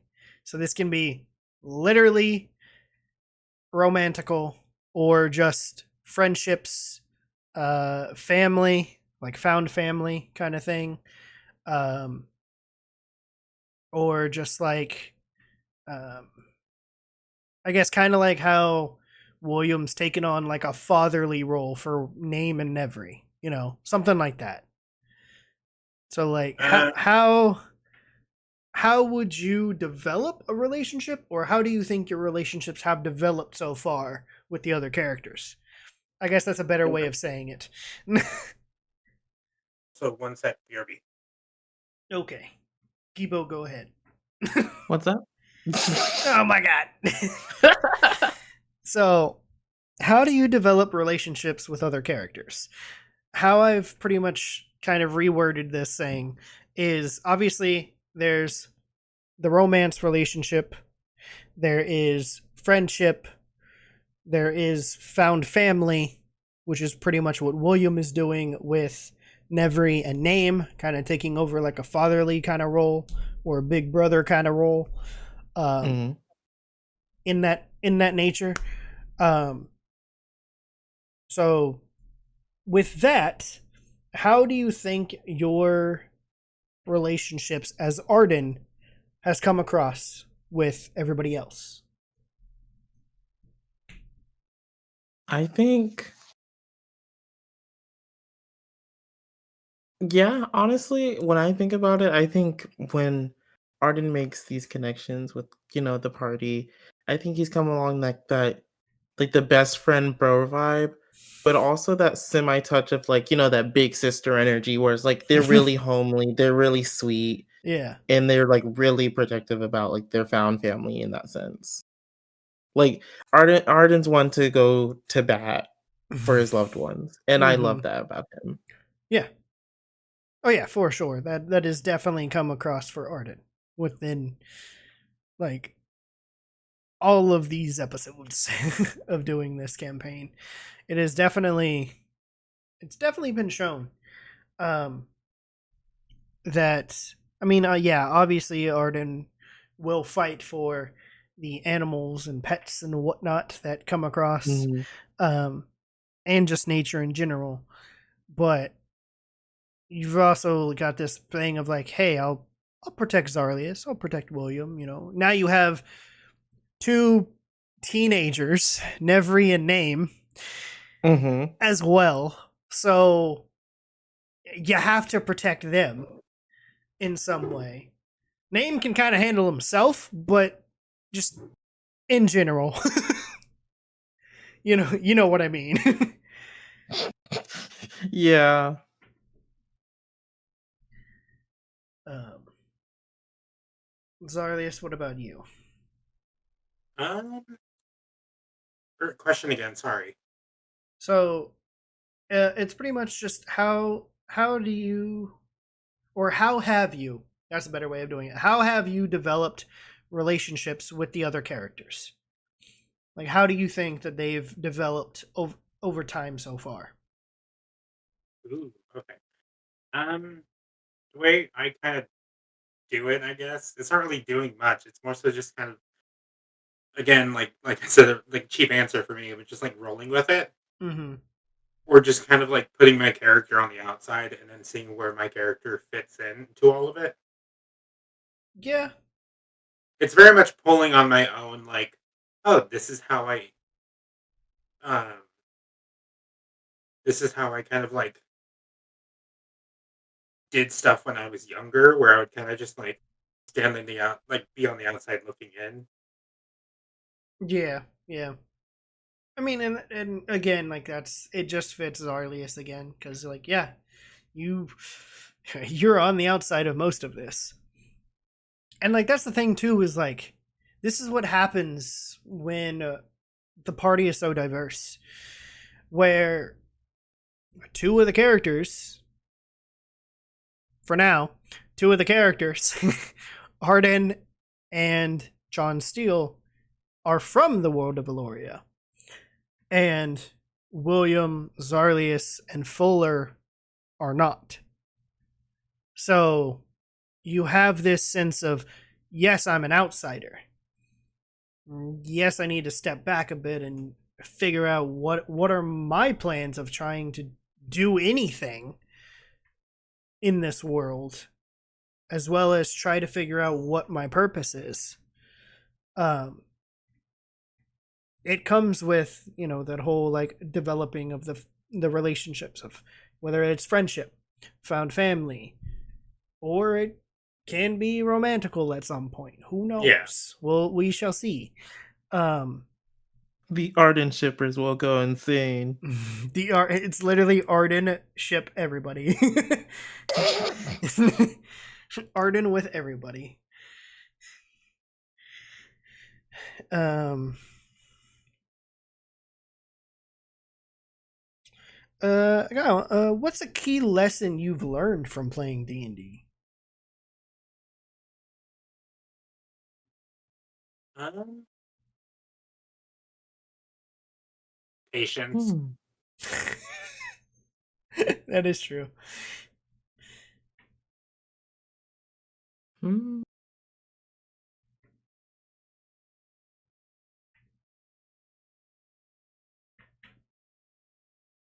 Huh. I probably would say, I guess maybe preparation and research. Just like in that sense regards, like the more fun I have with characters, it just depends on how attached I am, how much Mm-hmm. effort I kind of put into them. So I guess like if you really want to like expand and make the most out of, your experience like I have, I guess just research. And this is coming from someone who I still have to look up what my spells do each and every session because Yep. I have the memory of a goldfish Yep. and Yeah, you Also, do. you have renamed them too. yes, that too. Because again, I wanted to make this character as personal as possible and give him his own style. And because I did that, I'm like, okay, now what does this spell do? Mm-hmm. I should know it because I customized it and wrote it down. But because I did it, I have to go and look. Yep. Yep. And then that's the It's other one of thing those too moments is where it's like like, if you have one that's like a custom one that you've done, I have no idea.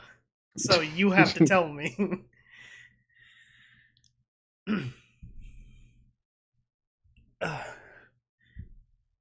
Okay, Zarlius, do you have one or an idea? kind of just like how we. Sorry, repeat it again. My brain is just. Where is it?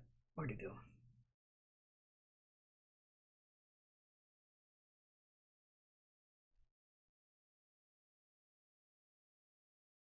Oh, what's a key lesson you've learned from playing D&D? Besides the whole like the joke answer, like oh, patient. It's it's honestly just trying to find like making sure I give myself the time to like enjoy the session. Yeah,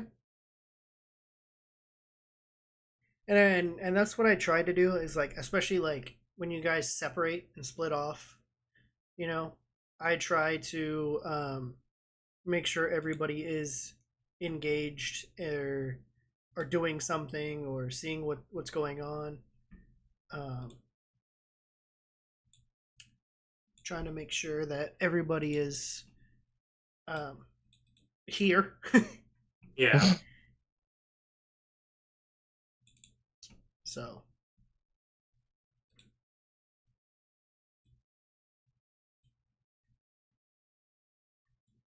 do that.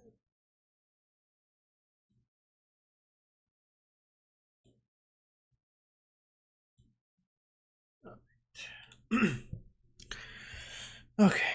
Um.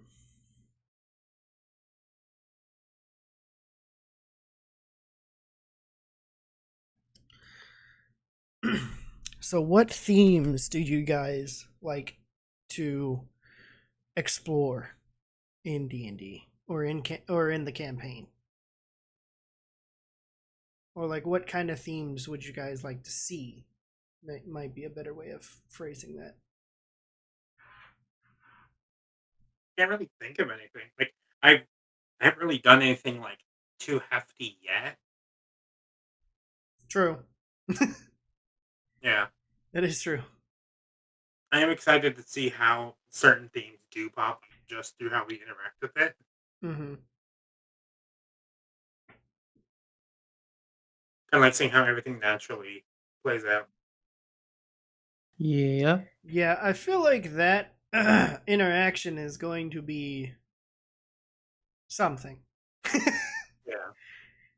Because I think, yeah, it's going to be a straight up spur of the moment role playing back and forth between you and me. And I think it'll be fun because it puts Zarlius in the spotlight. Yeah. So, um, what, Keebo, any ideas? Mm. I would say maybe.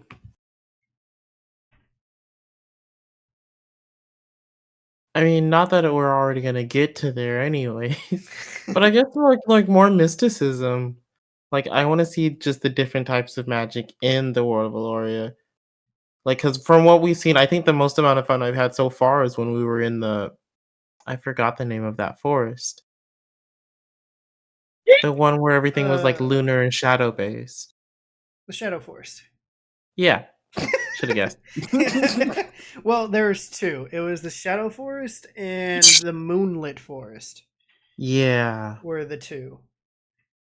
And it was because like Black Hollows is like a circle in the middle of both. So like one half goes to the Shadow Forest and the other half goes into the Moonlit Forest.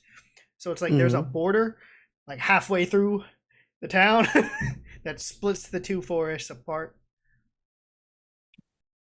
So What was the question? I'll answer real quick before I have to go back inside. Also, hi everyone.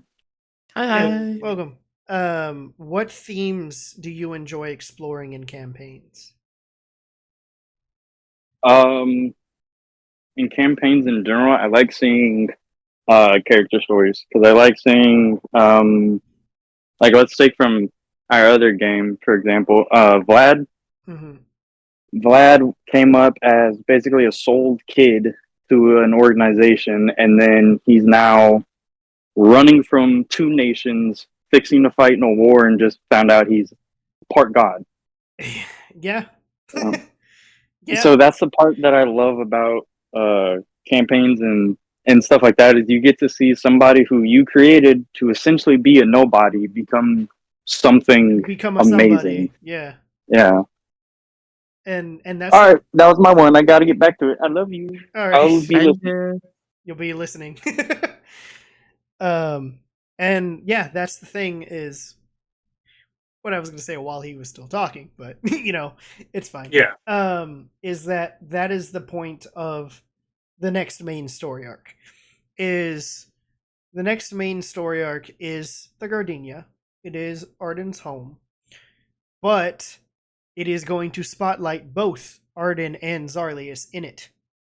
So that's the thing. That's the key point. That is where we're getting most of these threads and character backstory reveals as we go because it's a small little teaser, but then there's a conflict to distract you.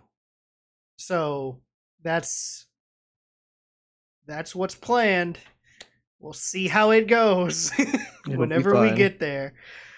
I'm gonna say, Keebo, I'm gonna have to look through our Snapchats again to remember what we had planned. No, Oh, no. that's okay. So it's a good thing I saved him, but we have to look through them.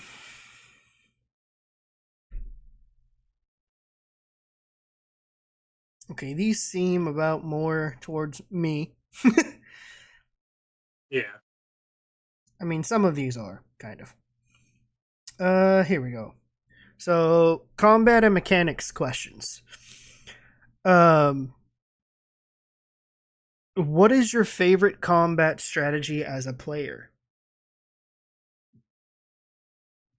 Mm. A calming strategy. If there's any enemies left, kill them. I mean, yeah. Because usually my rolls are pretty shit. True. That is true. Ew. I would say maybe. What is my favorite? What is my favorite?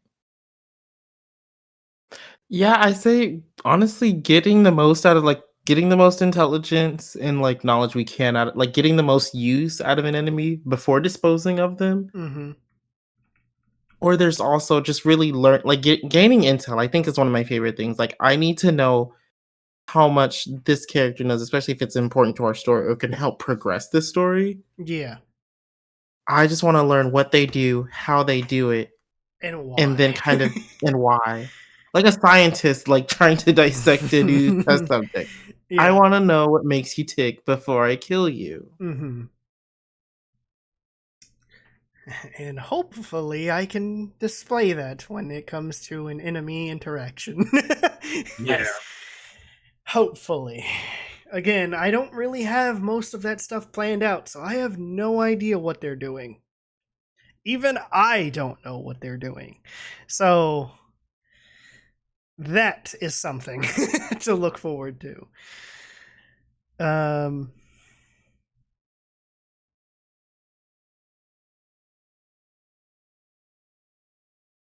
What is the most memorable battle you've participated in? There's only been a few so far. Most memorable battle. I guess the dragon. That was pretty The dragon, fun. Yeah. Yeah. The dragon spark render fight. Yeah. That's a good one. I do have a small question outside of the whole thing right here. Mm-hmm. How many more questions do we have? I'm just picking at random, so. Okay. Yeah. I think I can start getting ready for bed soon. Yeah, okay. EP time. Yeah. So Nate said his fight with death is his most memorable.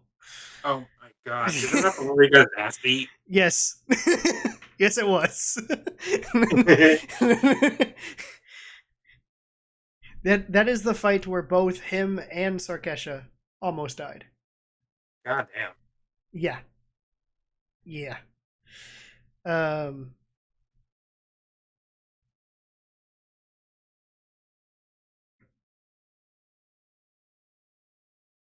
Let's see.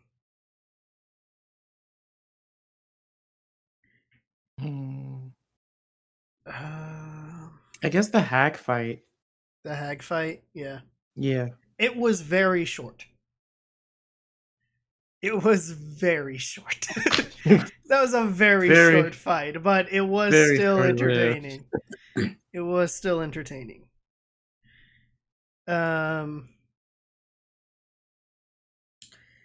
If you could be any D&D creature, what would you be and why? I'm not sure. It could be any D&D creature. Okay.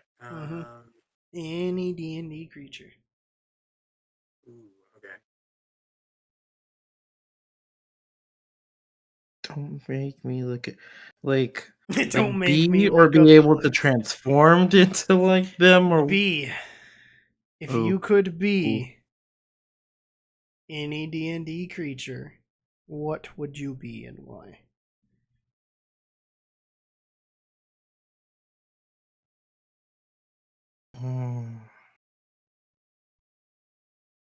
Such a loaded question. Why would you do that to me?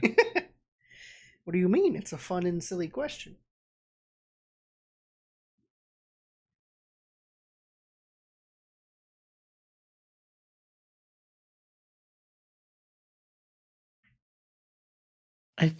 Honestly, I think I'd probably. Oh, no, never mind. I don't have an answer. Let me see.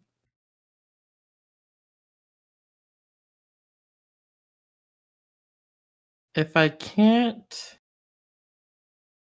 I really wish there was a cross between the Fae and a Lich.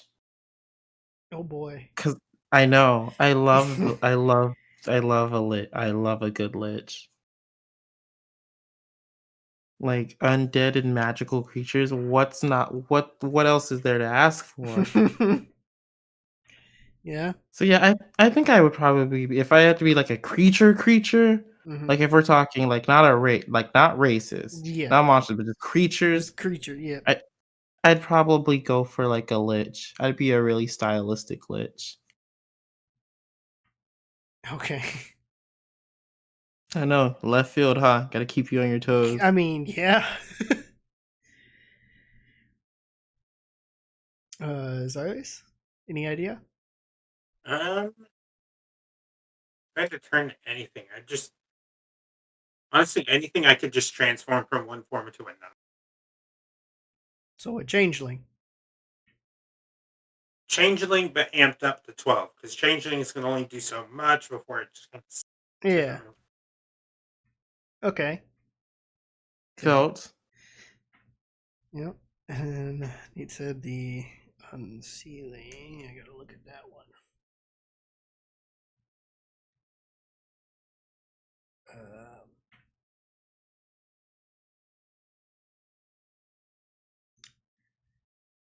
Oh, okay.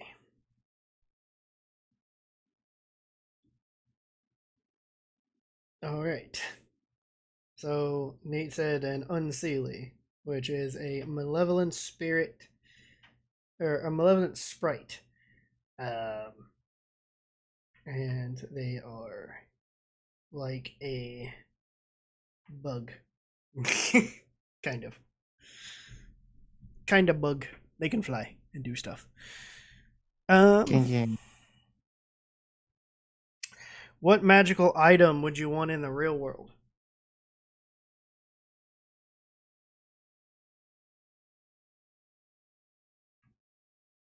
I would honestly appreciate a good magical stat. I really would. You know how much fuck shit I could get away with a staff? All of my problems would be solved. Every single one. Yeah. I mean, yeah, a magical staff would be good. It's like, oh, I want a new house? Good. Let me just make one with my magical staff. Oh, I don't have a ride to go where I want it? Don't worry. Let me just Teleport. use my magic. Yeah. My magical staff, guys. Come on. Yeah. Come on. There's no issue. I have no problems left in the world. Nothing. Zarlius? Okay. If I had to pick, gun to my head, pick one. Honestly, probably something that gives faster mobility. Or, yeah, honestly, something that gives faster mobility. So you got the boots of speed. Yeah, basically. Or boots of speed, boots of haste, I think, or maybe just a haste potion. Or like a magical tattoo. I think that'd be cool as hell. Okay, the magical tattoos, that's a good one. That's Ooh, a good those are one. fun. Because they can do anything. Yeah, that's a good one. One of the only reason I thought of that too. Yeah. Fucking Soul Eater. Oh, yeah. Yeah. Medusa. Yep. As much as I hate Yes. that bitch. Yep. She set that shit up. She ate.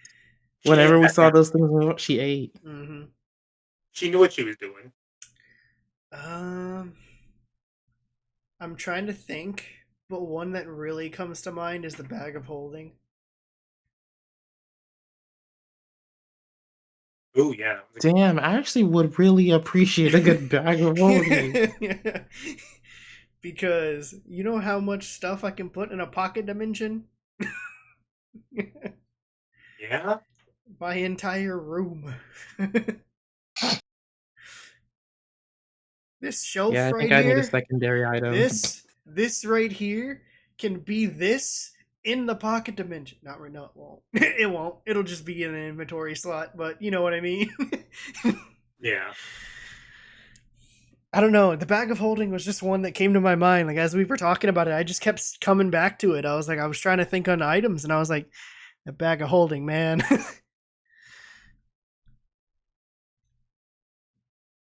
mm,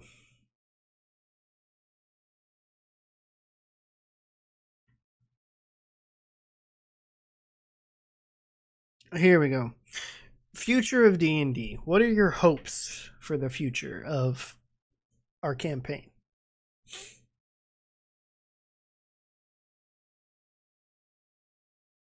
Hmm.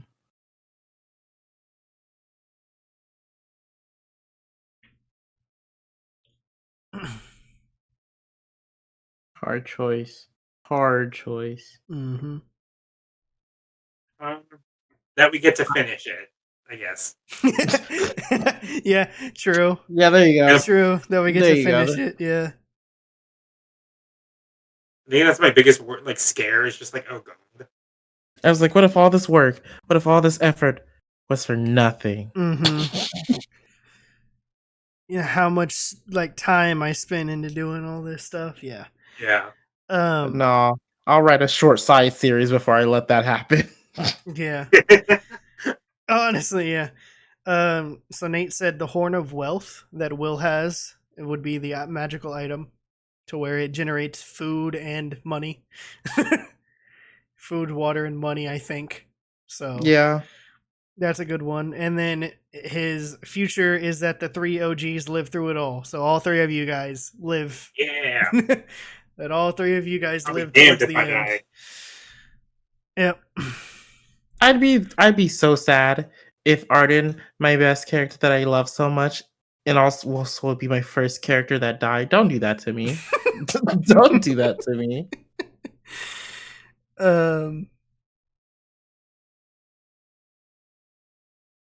Let's see. How do you think technology will change the way we play D&D? I mean, obviously right now we're playing online. But how how massive can it get with technology changing over each year?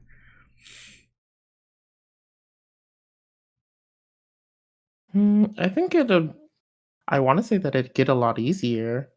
I mean, it would probably still have to take a minute to adapt to the new changes. Mm-hmm. Just how like whenever D&D Beyond updates with their new set of controls. Yeah, all the books and stuff. Yeah. Yeah. Every time I buy a book and it gets added to our stuff.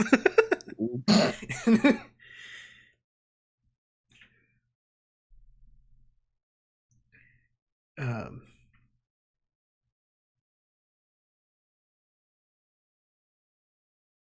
I mean, that's another thing. How do you feel about the new content that's being released with the new 24 stuff? And what is it? I haven't really looked into it like that. In our, I think it is our rules tab here. Yeah, in the rules tab in the D&D chat or Discord. I made them into Word documents. Some of the ones that I'm implementing into our campaign. Like we're not fully transitioning to 24, but I want to try to implement some of these aspects so that way it gives us more either role playing stuff or just more stuff to deal with throughout the campaign. So there's the weapon masteries for each of the weapons. Each weapon does a certain extra thing.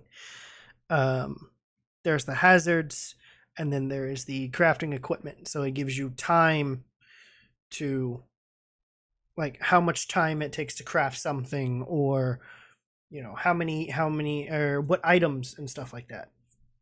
So like that's just some of the new things. It's not all of it, but it's just some that I have seen in the new books that I'm like, okay, this seems interesting. I kind of want to implement it and see how it works for us in this game. But we're not fully transitioning from 2014 characters to 2024 characters. Since, yeah, I have to do a bunch of converting. in order to do that. So we're not doing that. Yeah. Yeah. Okay.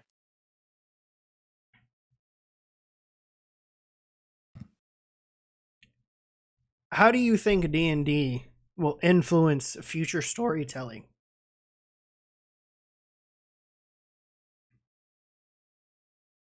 That's a toughie. Mm-hmm. D&D influence future storytelling. I think because the way the world's going, like they're starting to take a lot more influence from D&D, especially within the fantasy realm. So really, I think it can only go up from here. Mm-hmm. Like when you think about guilds and magic and armies in Fantasyland, one can only really think of D&D. So in regards to like telling a story and having these different complex characters Yep. all come together in Many their own world. many video games that have come out recently as well. Yeah. There's still hope for more live action D&D movies.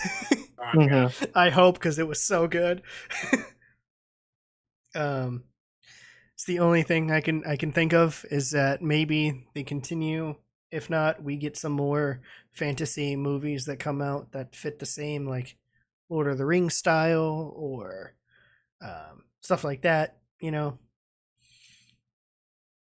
That would be my only thing that would be the hope for, is that with storytelling in D&D, that this makes a big impact.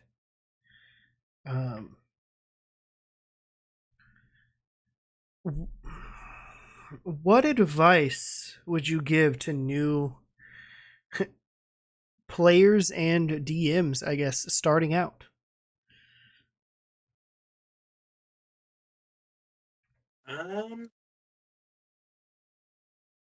Take it easy at first. Yeah, you kind of ease Yeah. into it. Like, still have fun. I think that might be my best takeaway. Just like remember to enjoy yourself. Mm-hmm. Have fun, enjoy it, take your time, lead into it, and see where it goes. Yeah. Let me see. Gotta find a good ender question. Mm-hmm. Choose carefully. How do you stay motivated to keep playing D&D? Ooh. Okay.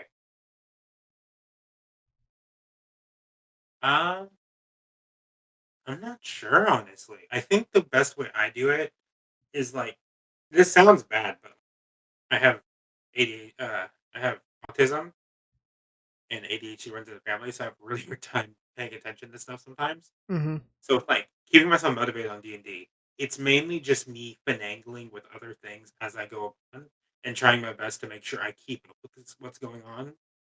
Because if I Yeah. can do that, I can keep myself pretty on track. Yeah. Because my brain then interprets D&D as also like, hey, we can focus on small little things like, oh, we need to transfer this file from one form to another. My computer, let me do that as D&D is going on because it might take a minute, so it'll keep me on track. Yeah. Yeah. And I mean, I do hope that at maybe one day or something like that, we can actually do an in-person Oh, session same. as well. Oh, that'll be fun. I mean, it'll be weird because we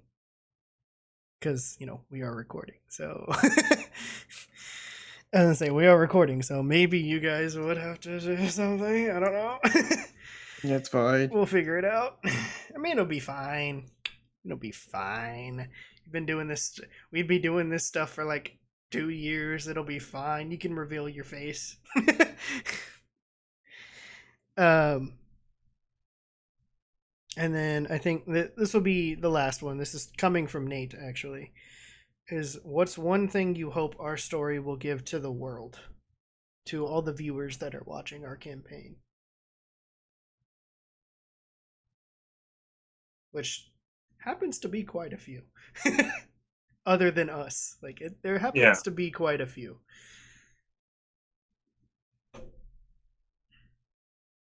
Wait, repeat the question. What's one thing you hope our story will give to the world? Like, if you were just to like give a message, like a message I to the guess world. inspiration. Just don't take it too seriously. We're just kind of going through the moment. So it's not that we don't take it seriously. It's more that like I hope they find enjoyment out of Yeah. Okay, so take it easy, enjoy it for what it is, and then Arden was or Keebo. Oh, no worries. Honestly, just inspiration. Like Inspiration. anybody can play D&D, and the more fun you have with it, the better it'll be. There's some days where I'll find cool stuff like in other forms of media or other TV shows. I'm like, hey, I wonder if I can input that into a D&D character. Or like I've already made my Spotify playlist for Arden because every time I'll hear a song that's like something about magic or nature or plants and these really cool songs, I just think of these different Yeah, kind of moments that it could happen in this story. And I'm like, yeah, that's fun. I like that feeling. So I guess just to be inspired about what you like and what kind of character you really want to build. yeah, and I hope that Ooh, that comes was good. across with your guys' characters, because that's the thing is, yes, you guys created these characters. Yes, they are coming alive as you role play and become these characters. But I hope that that's one of the things that I think is with the inspiration is that each person that watches our campaign takes inspiration, also comes to like our characters and see, you know, what becomes of them as well as Yeah. what kind of message each character gives to the world, just in general, either in D&D, World of Elloria, or our world. So I think that's cool. And then I think, Nate, you're here now. yeah, I'm here for a minute. I'm taking out trash. Yeah. So the message, God, if anything, playing as Will, the message I want to give up, or the message I want to give, is that nothing's impossible. If you find a way, it can be done. Like there's an old saying that someone really dear in my life used to say to me all the time, and that's a piece of the reason why I am the way I am and the way like y'all know me. I'm very outright, and now if I set my mind to it, I'm gonna get it done. Because my friend used to tell me all the time, everything's impossible until you do it. Mm-hmm. So if you keep telling yourself it's impossible, it's impossible, it's impossible, just go do it, and it won't be impossible anymore. And for certain situations, like yes, we're talking about life and D&D and all this stuff, but like in certain situations, it is never, It is real. No, I'm just kidding. yeah, like it's never a bad thing just to get up and uh,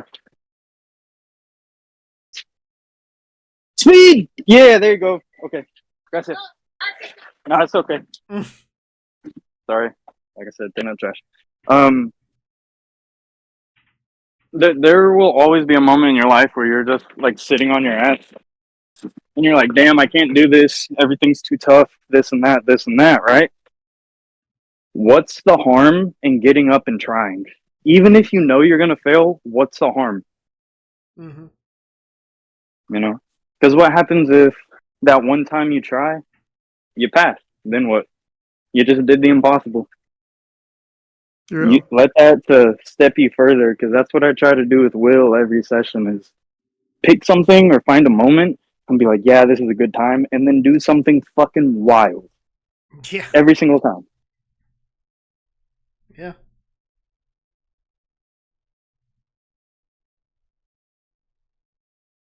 I mean, I think that's a good one. I don't know. That's what I meant more of like, what's your message to the world? Like, if you could, it's that question of if 1,000 people or 1,000,000 people saw this, what would you want them to get out of it? Yeah. I mean, for me, it's literally just enjoyment. because we're having fun doing this, and it's not, well, I guess you could say it's a passion project, but at the same time, it's a hobby. It's something we like doing. It's also technically a video game in some aspects of the nature, but it's something we enjoy. It's something we all come together to do, and it one of the things that I've noticed is it brings people together, no matter what, whether Yeah. it is in anything and whatever. But it also, you get put into a world that's a fantasy world. It doesn't have to be anything related to the real world. You can dive in, have an adventure, and have fun. So that's that's what I enjoy about D&D, and that's why I've come to like it. So for me, it's pretty much just having fun, getting together with friends, telling an amazing story, whether it's good or bad or silly, whatever you do, just again, it all comes down to having fun. Really, just it does. Mm-hmm. And like that's kind of why I wanted to get back into this as quickly as possible, but obviously stuff happened, and obviously things get in the way. You have to deal with them first, and it's just D&D is an escape, and yes, it can be, like we mentioned a little bit ago, real, because we do tell stories that have real consequences and real things that are happening. You know, this is not a, as much as I wanted this campaign to be a happy go lucky fun adventure story, it is not. It has become the complete opposite. It has become a horror story. So um so that's the other thing, is me trying to implement some of the horror aspects, which is obviously fighting a vampire sorceress was one of the first things, saying like, hey, haha, going with the trope. um but what's to say, like, yeah, there's not lycanthropes or whatever in the world too. There probably will be, just who knows when. Mm-hmm. um but yeah, I mean, that's all I got. I mean, it was a bunch of questions. It was mostly a Q&A thing. Um, well, thank you guys for watching this second episode of Dice and Destiny podcast. Hopefully, you guys have enjoyed this little Q&A thing with Keebo and Danny, or Arden and Zarlius, and then also a little appearance from Nate, aka William, in our D&D campaign. Thank you guys for watching, and we'll see you guys next time.